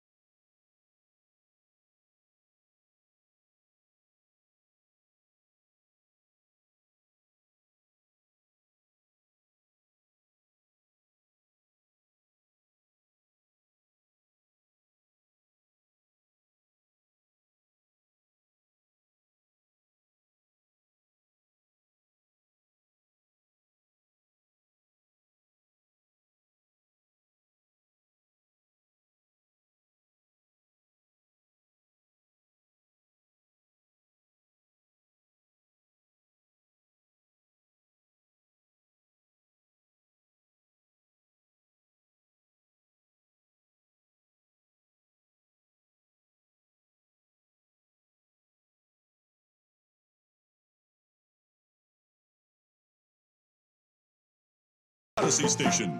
Now, from the Spirit Mountain Casino Sports Desk, a Sports Center update on 1080 The Fan. First on The Fan, all signs point to the Ducks and Beavers continuing to play the Civil War football game into the future. Multiple reports say there is an agreement in principle. 2024's game likely September 14th in Corvallis. 2025 would be back in Eugene. All the details still being ironed out before a formal announcement is made. Thursday night football takes us to Pittsburgh. Less than scintillating matchup with Bailey Zappi and Mitchell Trubisky, your scheduled starting quarterbacks for the Patriots and Steelers. 5:15 kick on Prime Video. Pittsburgh 6-point favorites at the Spirit Mountain Casino Sportsbook. The NBA's in-season tournament semifinals ready to go in Vegas today. First up, 2 o'clock, Pacers and Bucks on ESPN. Milwaukee 5.5-point favorites. At 6 o'clock on TNT, the Pelicans battle the Lakers. LA 2.5-point favorites. College hoops over on 910 ESPN Portland this afternoon as the Pilots start a 6-game road trip in Fargo. They take on the Bison of North Dakota State. 5 o'clock tip. Our pregame coverage starts at 4:30. Bison currently favored by 2.5. More sports scores and stories in 30 minutes. Jason Swigart from the Spirit Mountain Casino Sports Desk. Get in the game at Spirit Mountain Casino. Watch and wager with our sportsbook powered by BetMGM. Learn more at SpiritMountain.com. One number does it all for contests and texting your favorite fan shows. The Vancouver Ford text line is 503-864-6FAN. Well, I didn't think you had it in you. I'm your huckleberry. This is Dirt and Sprague. Why, Johnny Ringo, you look like somebody just walked over your grave. With Andy Dirt Johnson and Brandon Sprague. Fight's not with you, Holiday. I beg to differ, sir. We started a game we never got to finish. Play for blood, remember? Dirt and Sprague on 1080. I was just fooling about. I wasn't. The Fan. Hey, let's do this final hour. Dirt and Sprague here on Portland Sports Leader 1080 The Fan, 99.5 HD2, the Odyssey app. Thanks for being with us on a Thursday. I got a half-hour preview of Steelers and Patriots coming up a little bit later on. Ugh. Every angle of that game we'll be doving into. Ugh. Matchups, advantages. Oh. Can I escape like Belichick out of a late-night hookup in the middle of nowhere, Boston? Slowly back out. See you on the ring camera. What the hell happened to Sprague? You started talking about the Patriots.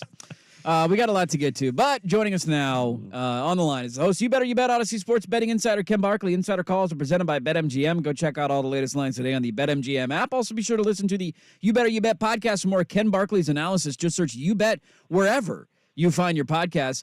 Ken Barkley, good morning to you. Is there an athlete that if your kids rooted for them, you would be a little frustrated and angry at their rooting interest? Yeah, when I was a kid, I really hated Derek Jeter, like a lot. Amen. And I grew up in New England, and I was a Red Sox fan. And now, when you're a Red Sox fan, it's like a punchline because they won a lot, and now they've like completely ruined their franchise. But back in the day, like you were kind of like a crusty working class New Englander, and your team never won, and they like tried really hard, and they could never win anything. And the Yankees won everything, and he was their best player. And it was probably raw jealousy, to be perfectly honest at that point. But like, you know, let's say, what is he still on the Marlins or something? If my son rooted for the Marlins, I'd probably be like, you don't want to do that, even though like it might seem like a good idea. My son's 4, so I probably doesn't want to root for the Marlins. If Jeter like coached a team or something, if he was like the manager, if he came back and like managed the Yankees, and then my son was like, I want to be a Yankees fan, I'd be like, That's great. When you're 18 and I kick you out of the house, you can be a Yankees fan. That's great. That'll be awesome. No. But until then, you can literally pick any other team. My son, like, his favorite thing right now is he's just starting to like understand like sports and kind of how the plays work, like what a touchdown is. And his new thing is he'll be like, Dad, who do you want to win? Like whatever the game is on, it's usually a game I have action on, whatever. So, who do you want to win? I'll be like, oh, this team. He'd be like, well, I want the other team. Oh, thanks. Like, appreciate that. Thank you.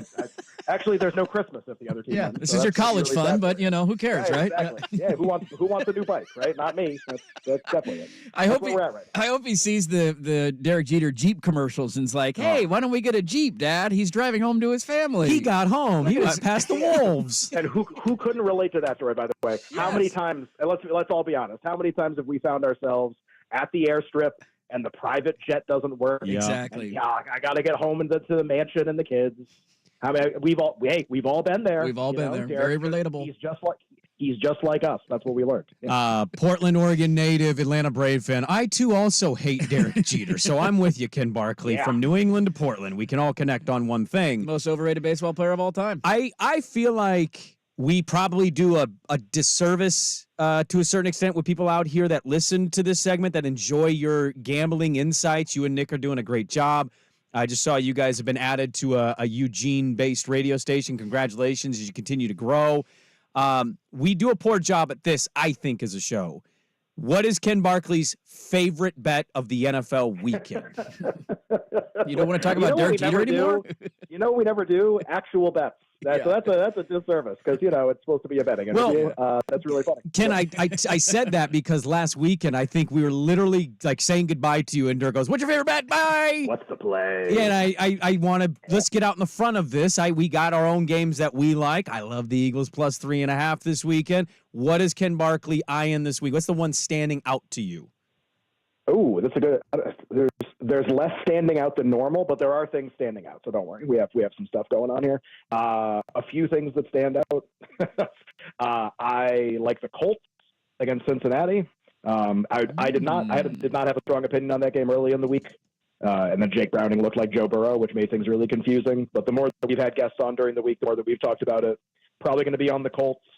Probably going to lay it with San Francisco against Seattle. I'm probably going to lay San Francisco in every game the rest of the season. By my numbers, as just not like team, just as like a Super Bowl contender, they rate out the best of any team I've ever measured in like 2 decades. They're just like, they rate the best for like what makes a Super Bowl champion. They're the best right now. And so I'm going to lay on like every game down the stretch of the season. And then if you remember that segment last week where I was like, real quick, my favorite bet. Do you remember what it was? What the favorite bet I was? don't think I remember. Can we give you a second? We're going to cut you real quick and then try to bring you back. We're having a weird connection thing. It's totally on our end. We'll bring you right back in just a second. Okay, thank you. Okay, there you go. They deal with it on their show from time to time when I'm listening, and it's the worst. The clicking sound is just drives me nuts. Well, and I'm missing keywords when he's talking, and he's like, that weekend, and I'm like, what? After that answer, though, I will say, as somebody who bought a lot of 49er future tickets when they lost 3 games in a row, I'm feeling really good right about now. You want a breaking news thing before we get Ken back? Yeah, what do you got? Colorado landed the 5-star #1 offensive tackle for the 24 class. Jordan Seaton? Did he go to Colorado? He's committed. That's a massive gift for Dion, man. Prime time. He said yesterday he thought that he wanted to be a little more under the radar. He didn't like the attention that his program got. I saw that quote, and I remembered game day with The Rock, and I thought, you didn't show that same opinion. Yeah. All right, Ken, we got you back. Are you still there? All right.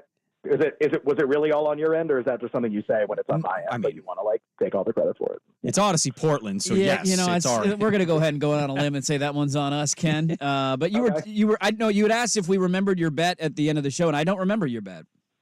It was it lost. That's why I bring it up. And I'm going to be on the same team again this week. I like the Broncos plus more than a field goal. So I'm sitting there on Sunday. I have Broncos plus 3.5. It closes 3. I get closing line value. 3's a win for me. And Denver proceeds to lose when Russell Wilson throws a pick into the end zone like as time expires and loses to the Texans. That was a rough one. I'm back on Denver this week at need 3 to make the bet, but there are 3s in the market right now. So I can't really quit the Broncos. I kind of think they're like really good. Not that Wilson's awesome, just I think the team's like really good, and I don't believe in the Chargers at all. Fair point. I also don't believe in the Chargers at all, and I would make a point. I get stuck, Ken, from time to time when I lose, and this is a real loser thing to tell you. But sometimes These setups are remarkable. Yeah, we're a bunch of losers. We're a bunch of losers. Yeah. We don't get to make the bet, by the way. Speaking of loser things. Yeah. Oregon lost to Washington. We don't get to do the I gift know. basket. Well, Michigan's going to lose to Bama, so. Well, how about you want to do it for Michigan, Bama? You guys want Bama in the game? Please give me Bama. You going to give me Bama? We're on. Yes! Yeah, we're on. I'll take Michigan. That. Roll Tide! Now you got to root for Alabama, the team you didn't want in the playoffs. Well, they didn't deserve it over Florida State, but I'm in.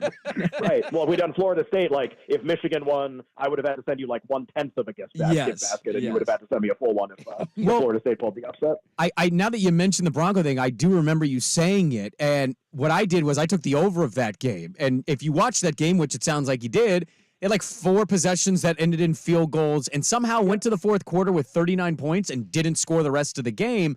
Having the feeling that you made the right pick in a bet, even though you lose, it doesn't happen very often to me. It's all about the process. It was a good process. But, like, it does happen, and I get really angry by that because I'm like, well, I lost, but I'm telling you, I made the right bet here. This shouldn't have lost.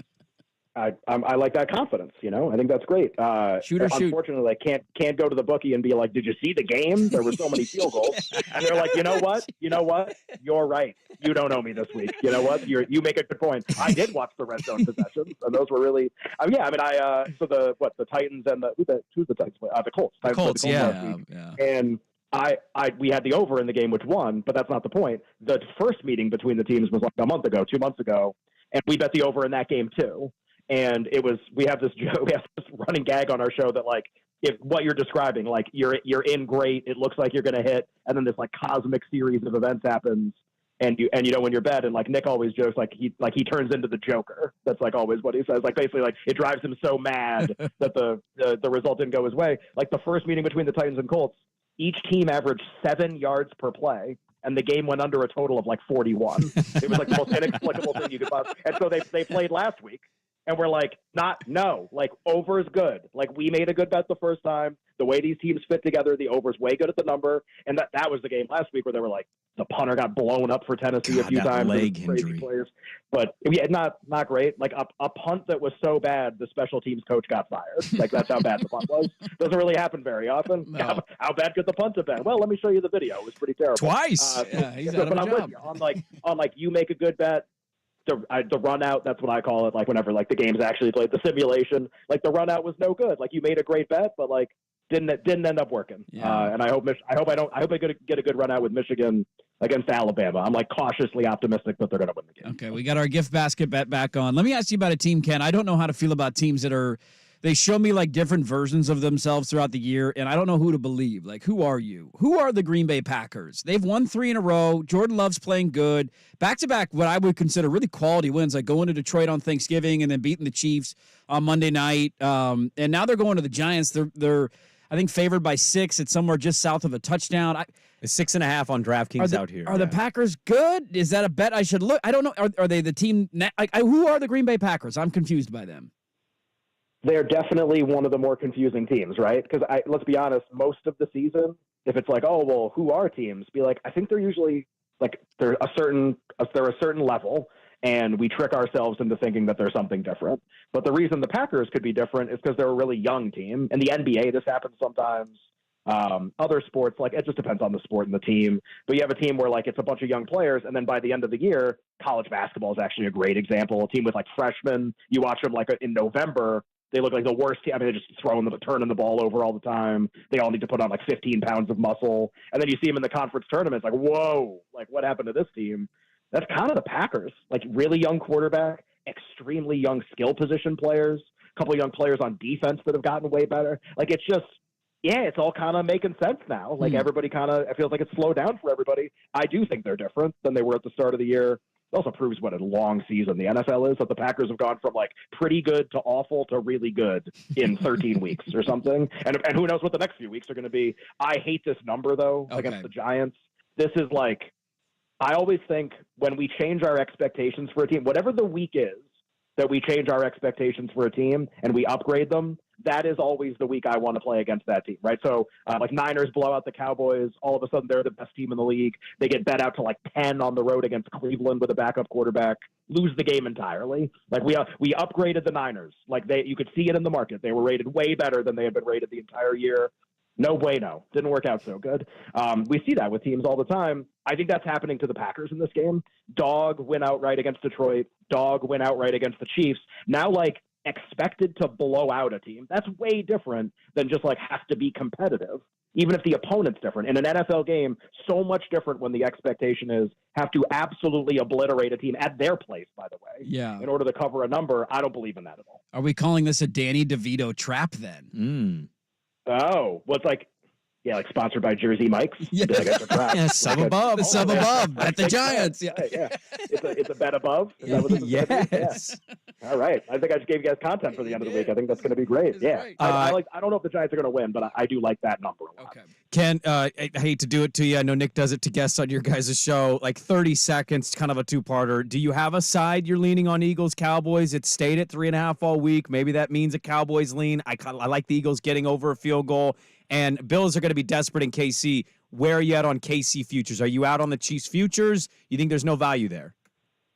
30 seconds. Okay. I like Dallas a little in the Eagles game just because the spot's atrocious for Philadelphia. End of their brutal schedule stretch. Cowboys go home game Thursday, extra rest, third straight home game. I don't even think they're as good as the Eagles, but I think they might win by a lot in that game. And I like the over. If I had to bet Bills Chiefs, I'd probably bet Buffalo, but I think the number's fine. The futures to buy this week, if you believe in either team, are the Bills. They're 20-1 to win the AFC. If they make the playoffs, they'll be favored over every team except for Baltimore on the road, probably. Maybe KC on the road. 20-1. Great stuff right there. Great stuff. On that note, you kind of like them in Kansas City this weekend? You just said that. I thought we were talking futures, but normally I don't like teasing a game with like a 50 total, okay. But I think like they at least give you like an all-in kind of performance. So like tease them in Tampa, tease them in like, I don't know, like the Broncos is amazing. Actually, tease them in the Broncos to like 8.5, 9, where the Chargers are never going to blow them out. Look at this, we're cooking now, man. Well, Ken, you're out next week, and then it's like Christmas, so we're out, and then it's like the week after. He's Christmas. not on next week? No, this is it. Yeah, we got a little medical thing going on. We're out. Everything's okay. Okay, everything's okay. Happens to be on Thursday. Yeah, we're doing great. Wait, am I going to talk to you guys before the semifinals then? No, I think we won't talk to you until after the semifinals. This is it, Ken. We're not going to. Hey, 5 seconds. We'll see you next year. Sure, go ahead. I think Michigan's still going to win the title. I like them a little. I love Washington in the other game. The end. Hell yeah, brother. Okay. Me too. I love them too. We can't get him on like a Tuesday? No, Ken's busy. He's got things going on, man. I tell you what, have your producer text me. He has my number. Let's maybe Christmas, whatever that day is, not next week, but the week after, maybe like Monday or something before you guys go away. We'll do something about that. I'm just going to text you a random gift basket after Bama wins. You're not going to know who that number is, but it's going to be me. It's going to be me. Michigan 24-17 is really going to hurt you guys. He's the host of You Better You Bet. Odyssey Sports Betting Insider Ken Barkley. Insider calls are presented by BetMGM. Go check out all the latest lines sitting on the BetMGM app. Thanks as always, Ken. Hopefully we'll catch up soon. Hope everything goes great next week. Love you, Ken. Have a great Christmas, okay? Sounds good. Thanks, guys. Appreciate it. There you go. Ken Barkley. He didn't say it back.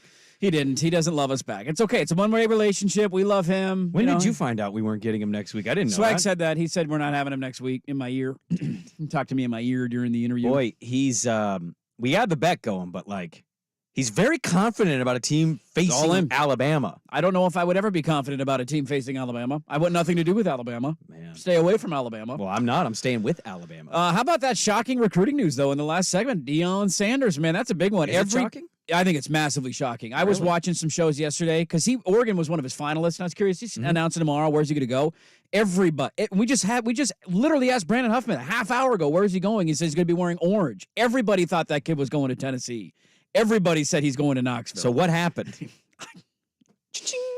I mean, I think that's recruiting now. He's going to show up in an Aflac ad with Nick Saban. Aflac came up with the gap there. That Cook came out of the office and handed him some money. And they needed some offensive line help. And he's, I believe, the number 2 tackle in the country. Number 1. Number 1 tackle in the country. He was the number 1 uncommitted he was the only 5-star player left. Every other 5-star had committed. Yes. So Jordan Seaton committed to Colorado there. You guys wearing your cups today? You got your cups on? You got your cups on? I got a massive You cup. ready? I'm going to whack you in the balls in the next segment. You ready? Cup check. No. Cup check time. Cup check All right. for me. Coming in there. I'm going to whack your balls, man. Cup check next on the Fan. Seahawks football is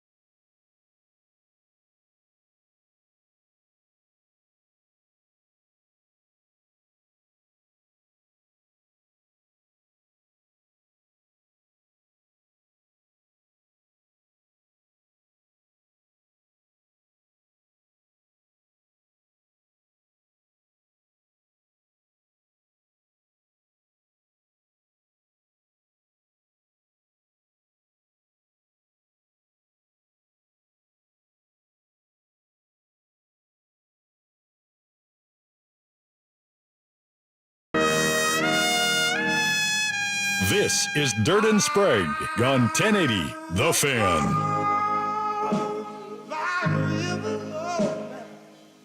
All right, had some big recruiting news there. Jordan Seaton committing to Colorado.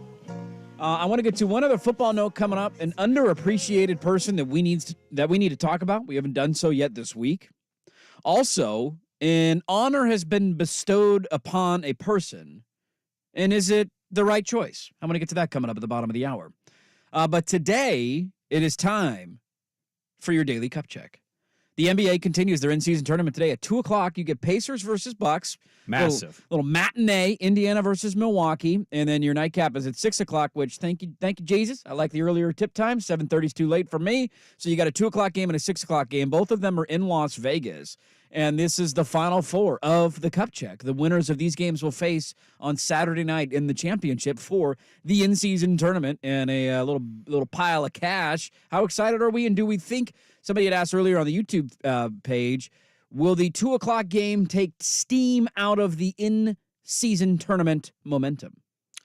I mean, maybe for people on the West Coast that are actually at a job or they're working on site somewhere that are kind of interested in watching it, you're going to have to DVR it. In that way, sure. But for all the people that work remote, very flexible work schedules, you could pop this on and just have it in the background with no noise and kind of keep an eye on it. I'm a big fan. As somebody who's off work at 9 o'clock in the morning, give me all the 2 o'clock tip times. Yeah, I'm with you. You said something early in a break, and I actually couldn't agree more. I wish the NBA would start taking a baseball stance and have some day games more often. Just once a week, man. Play a 1 o'clock game on Wednesday. Well, because it's 2 o'clock here. That's, hey, are we going to watch? The East Coast will. It's 5 o'clock. Yeah. Like, they're ready for prime time. They've got a game. The over-under is 257, so you might get a lot of points in this one. The Bucks have scored 140. The Pacers have scored like 120 plus. You get an MVP candidate in Giannis against Halliburton. I'm excited for this one. I tend to think it's going to be kind of a closer game than the Knicks-Bucks game ended up being, but we'll have to wait and see on that. I am curious because we've kind of talked about it all week with the cup check momentum that is built going into this Final Four. One of the aspects of it that has been great is not only have you had the players that have bought in, and I think LeBron had a quote the other night after their game, or maybe it was yesterday at shoot around in Vegas, where he said, Adam Silver is a genius, and this worked out, and we've all bought in as players. Well, he's buttering the biscuit for the Vegas franchise. Yes, he wants an NBA franchise in Vegas. But that unquestionably was the first big hurdle that you needed. You needed I needed to turn this game on as a fan and not have it feel like it was game 33 of the regular season, if that makes sense. Like there has to seem a little bit more energy, a little bit more intensity, and the players have accomplished that. One of the other things that has made it special and great is the fact that the home atmospheres have been really good. The Indiana atmosphere the other night was awesome. The LA atmosphere was good. The Milwaukee, that game ended up being a blowout, but early on in that game, the fans were into it. I'm really curious to see what this looks like in Vegas at a neutral site. If you get a lot of curious sports fans that are there, like, dude, I get to go see LeBron and Giannis play in the same stadium on the same day. I don't know how they're selling tickets and all that. But if you're just a general sports fan in Vegas, you're going to be into it. How many fans from the prospective teams travel? I don't know. This is all new and unique, and I'm really curious to see just what the spectacle looks like in Vegas because you don't get neutral site NBA games very often. So I looked it up right now. You want to talk about affordability and access? If you were in Las Vegas, Nevada, and you have nothing going on at 2 o'clock, you're just in Vegas for a getaway, yeah, you can get in the building in the 200 level for $18. That's a good deal. That's an incredibly big deal. You want to get closer to that, you're going to spend like $100. Now, are they doing separate tickets, or can you get one ticket for both games? How does that work? Do you know? I think this is separate. They don't do the... So they kick you out after the first game, and then they bring in the new fans. It's not like an NCAA tournament Okay. thing. Like, you got tickets for one thing. the second game starts both. at 6. They're switching networks, so... Okay. I think the thing about Dame summed this up really well, I thought, yesterday. He was asked about it. And by the way, 26% increase, 1.5 million views for their last round of games. Oh, okay. On TNT or ESPN or wherever they were. Yeah, in the same window, a year over year, it's an increase. Oh, it's massive. For a regular season game, 1.5 is massive. Well, for the NBA, that's really massive. For non-football sports, those are big numbers. Yes. Dame was asked about this, and he basically said, I don't think this is like a playoff game. But he goes, it does feel a little more intense than a regular season game. And I think that's what Silver and the NBA wanted. They want a sweet spot between these. It's hard to match the playoff stuff because the feeling of like season being over versus being eliminated in an in-season tournament. But Yeah, I mean, it's hit a sweet spot in a lot of ways, both with the TV viewership and I think with the players. Yeah. You're going to get LeBron there. You've obviously got the Pelicans with Zion, and they're not quite having the season they want, but they're a dangerous team. And then you got on the other side, one of the stories of the league is Halliburton and the Pacers against one of the favorites to win the championship in Dame and Giannis. So I think you got a good combo. You got smaller markets not really thought of very much, and oh, by the way, the Lakers and Dame and Giannis. Do we get Dame and CJ in the Cup final? Dame v. CJ? I would love to watch Dame cook CJ. Would you? Yeah. Are we going to be feeling good if Dame hoists a trophy halfway through his first season in Milwaukee? Would you feel good if that was same situation was in Portland and we did it? I mean, yeah. How would you feel if Portland won this? I don't know. Because I got a hot take for you. That's a good question. I don't know. I think I've pivoted a little bit. I don't think this thing's going to be a contender in a year by any stretch. But what I'm wondering is, you know how we calibrate teams going in with expectation, like we think this team's going to do that and this team's a title contender? Does having the in-season tournament, if you believe it's wedged between better than regular season, not quite playoff intense, do you think we could use this as a new measuring stick for a franchise? Like Portland next year, I think they're showing real pieces, and I think you can make a real argument that with draft assets and talent that they currently have, you could trade and maybe maneuver a place where you say, is the expectation to make the semis for the Cup? To win group stage? To win the wild card out of the group stage? I wonder if it's a new version of expectation where you say, oh, we're tanking, we're not going to be bad in the regular season. But instead of saying contender, can you say, can we be the Pacers next year?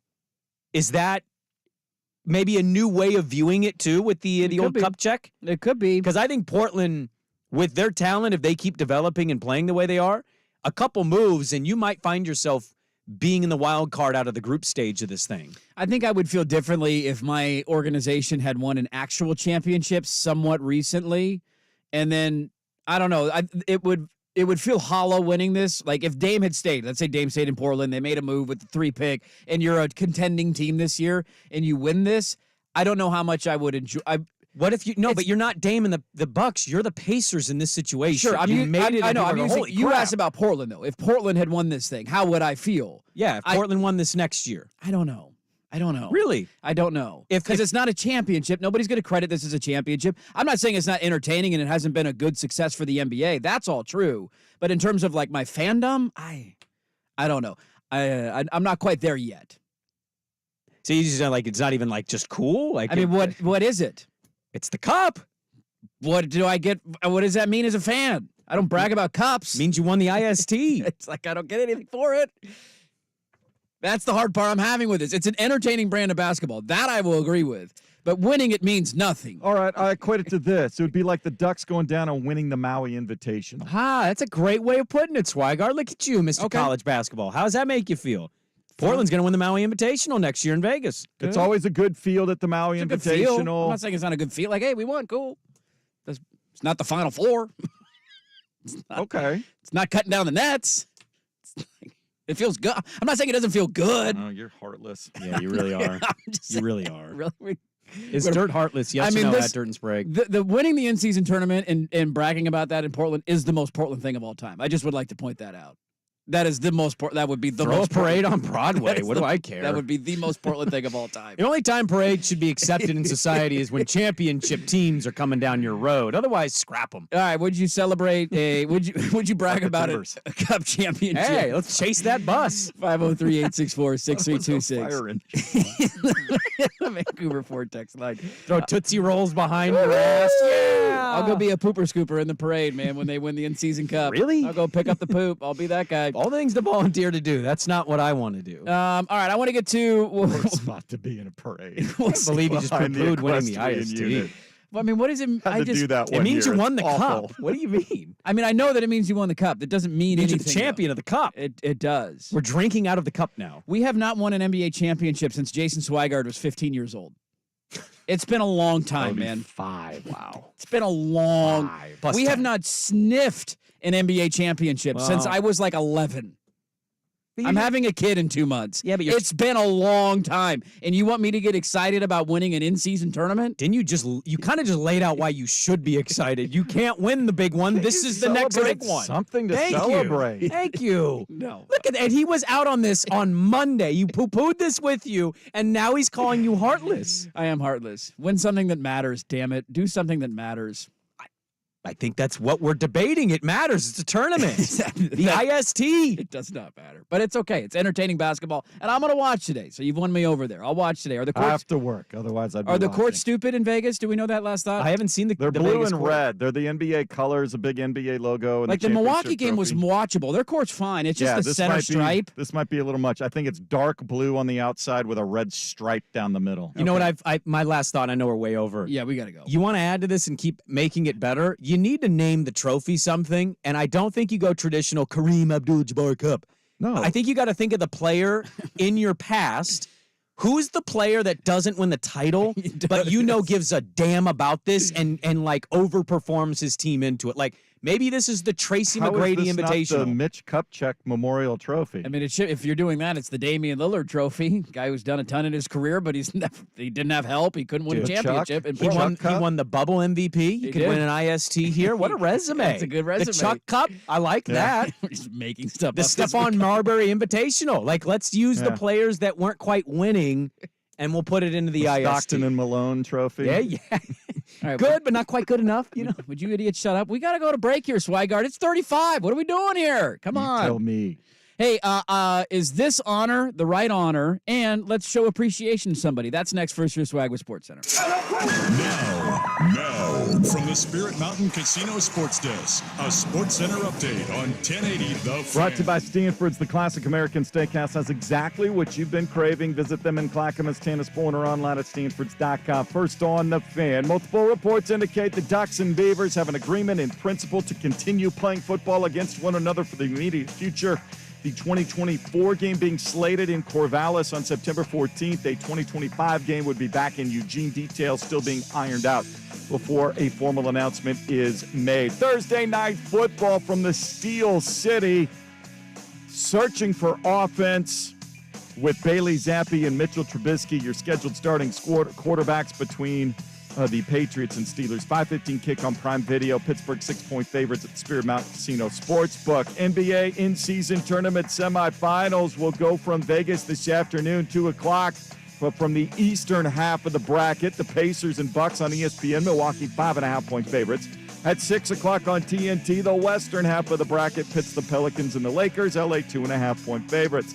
MLB winter meetings getting heat after the Yankees agreed to acquire outfielder Juan Soto from the Padres. They'll take outfielder Trent Grisham, too. In exchange, San Diego gets 3 right-handed pitchers, a starting pitching prospect, and catcher Kyle Higashioka. More sports scores and stories in 30 minutes. Jason Swigard from the Spear Mountain Casino Sports Desk. Getting the game at Spear Mountain Casino. Watch and wager with our sportsbook powered by BetMGM. Learn more at SpiritMountain.com. Tired of getting dinged by subscriptions? We won't send you a bill. Portland's sports leader, 1080 The Fan. Sponsored by Jackson Hewitt Tax Services, home of the Money Today guarantee. Tax refund advance loans at Jackson Hewitt. Starting December 11th, early refund advance offered to eligible clients. Application required. Finance charge applies. Loans by Republic Bank. Details at jacksonhewitt.com. Papa Murphy's. Change the way you pizza. Still don't have the perfect holiday gift? At Shane Company, we have the largest selection of gifts in every price range. Gorgeous gold chains, diamond stud earrings, that special pendant they'll wear every day, and more. As your friend in the jewelry business, we offer our customers high-quality jewelry, the best warranty in the industry, and exceptional customer service. 'Tis the season to shine. Shane Company, fine jewelry since 1929. So what's your favorite thing about the holidays? Well, it just feels like there's magic in the air. Holiday magic is definitely in the air at Fred Meyer Jewelers. And we're putting a bow on our 50th anniversary celebration with amazing values as our gift to you. From gorgeous gemstone rings to dazzling diamonds, classic necklaces, and so much more, you'll find beautiful gift ideas to fit every budget. And our expert associates are here to help you choose the perfect expression of your love. So celebrate 50 years of gift giving with Fred Meyer Jewelers. Hello, Oregon homeowners. If you're planning to do some home updates and improvements to get your home ready for hosting this holiday season, I've got a great BOGO deal for you from Three Mountains Plumbing. Right now, when you buy a toilet from Three Mountains Plumbing and have their team install it, you'll get a free shower head. That's right. Buy the new toilet and get the new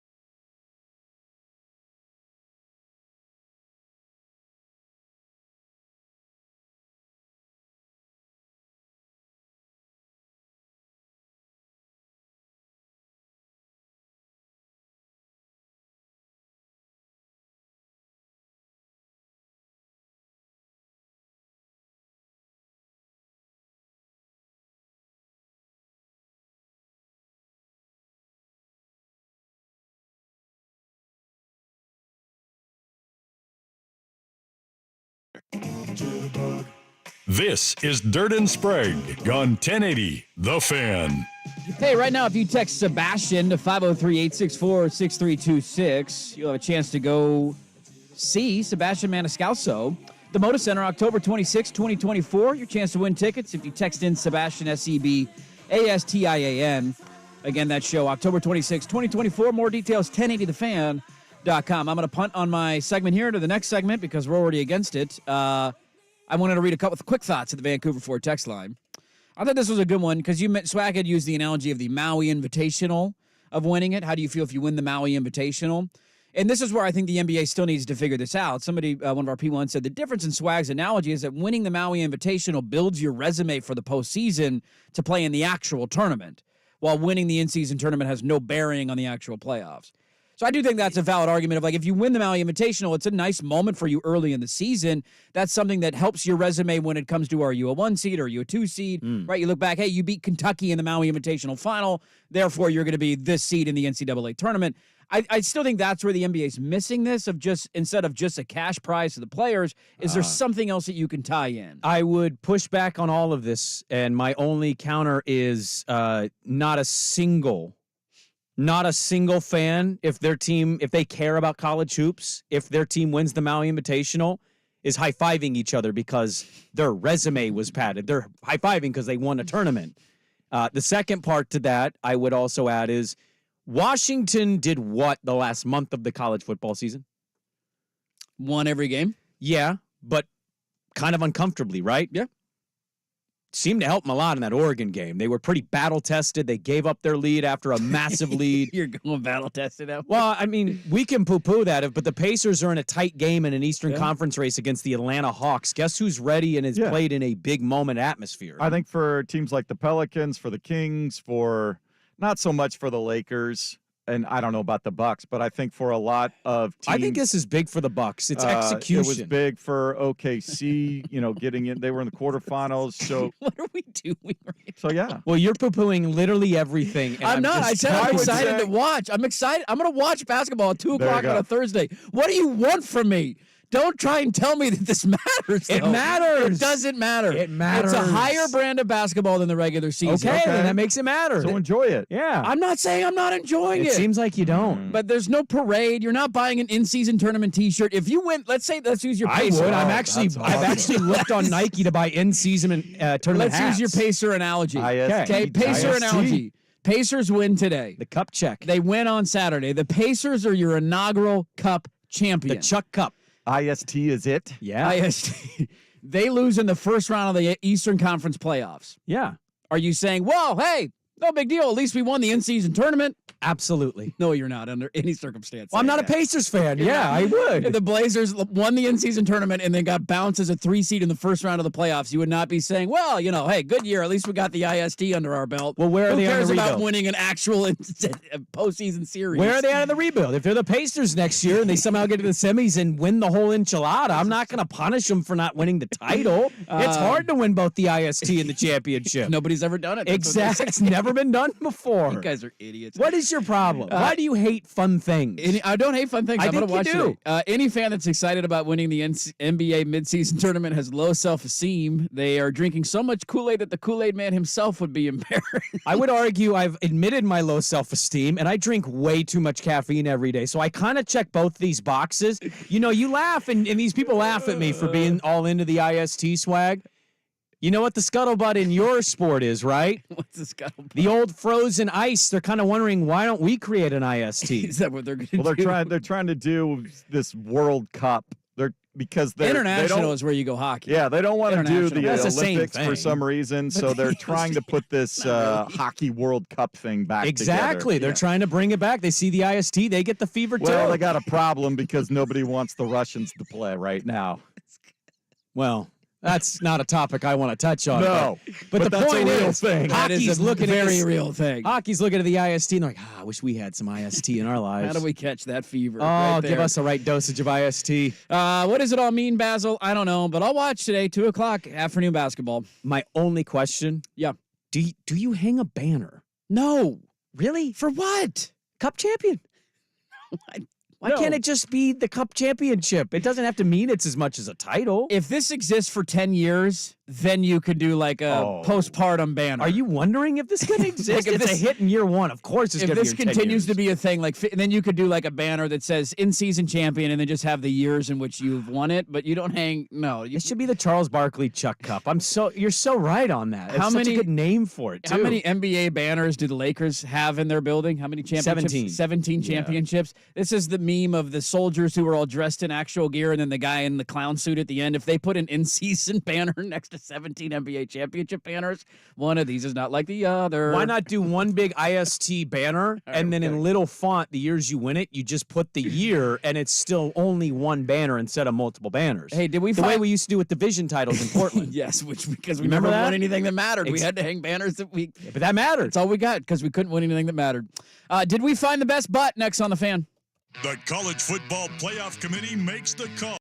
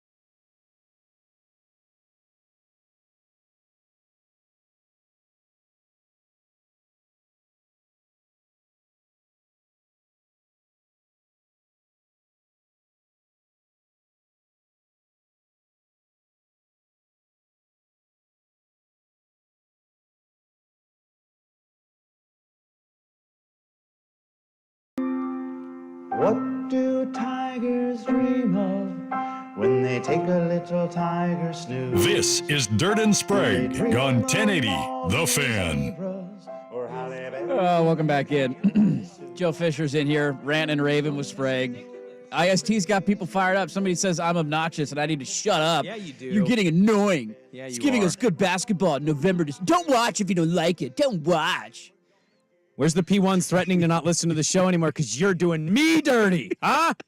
Where's that at? Never thought somebody would get angry with me Well, I over just- an in-season tournament take. It's been entertaining basketball. I'm going to watch today. I just am asking the question, what does winning it mean? That's all that I'm asking. And I'll answer it every day. I get done with this show, and I go out into the brave little world, and I hear about mass shooting. I hear about debt. I hear about multiple wars, awful political leadership, no trust, zero accountability. The internet's ruining the world. And to quote Jason Kidd of all people, you know, you can write some positive crap. How about it just makes you happy? It's just something to care about. Yeah. To get you away from the rest of the world. I'm excited to watch today. And raise that banner. Raise the cup. Raise the cup. Now, is he going to go full soccer and put like a whole bunch of ribbons on the I'm gonna have a handles of scarf. it? I'm gonna be scarf guy. Yeah. Like the one thing I will agree. I heard this opinion a while ago on American sports fans. American sports fans are absolutely trash at in-game chants. It's the same. Yes. It's the same theme over and over and over. We need some cup chants. Soccer fans are amazing at this. They're singing songs. They're doing things that you don't hear in American sports. We need to implement that into the IST. It'll help it grow it more. Grow it more. The cup, the Chuck Cup. That's what we need. The Chuck Cup. We need chants. We need songs. We need to basically lean in and make it Texas A&M. It needs to be a big cult, the IST. I'm happy for my NBA bros out there. I'm happy for you guys. You got something to care about in December. People can't tell you that the basketball season doesn't start till after Christmas. Sports fans could choose to care. It's not January. It's a choice. It is. It is a choice. I tell my daughter, you're choosing to be mad right now. Jennifer Lopez was voted the best butt in the world. Did they get it right? I don't know that I can argue, but It's been officially declared best butt in the world. Oh, sniff I some know you farts have a over there. thing for I Selma can't say what I Hayek, want to but- say. Yeah. No, they got it right. They got it right. They got it right. Oh, We'll leave it there. They got it right. I'm sorry for offending people on my in-season tournament takes. I hope you enjoy the basketball today. None of this matters. We're all going to die anyway. so- exactly. So just enjoy it. Let's swag surf in the crowd and chant something about My Pacers favorite thing about the basketball. in-season tournament is the complete 180 that Jason Swigart has done. There is not a human being on this planet that was more anti-in-season tournament than Jason Swigart. I certainly wasn't when we announced this on the show. Now it's an NBA championship. LeBron's going to have 5 if he wins this. Can you believe it? He's 1 away from Jordan. Settle down. Hey, you know what Oh, Jordan? wait, but I thought it was a championship, though. You know what It's Jordan a never cup. won? Never won an Never won an IST. in-season cup. International He never soccer won a once cup. in a while. He never won a cup. You can celebrate Look. both. My math says LeBron won in Cleveland. He won a bubble title, and he could win an IST. Those equate to like 8 titles. That's so like I think 36 he passes titles. Mike. And he's going to own an NBA team quicker in his life than Jordan And did. This team cannot be worse than the Hornets All were. right. So. If you missed it, we had Brandon Huffman on to talk portal and recruiting. Ken Barkley, as always, was great. Don't watch Thursday Night Football tonight. We will talk to you tomorrow at 6 a.m. Colin is next, listening to 1080 The Fan. I'm Ryan Horvat with BetQL. In the National Football League this season, the teams that target against the spread, the Miami Dolphins, 8-3 against the number, 9-3 overall.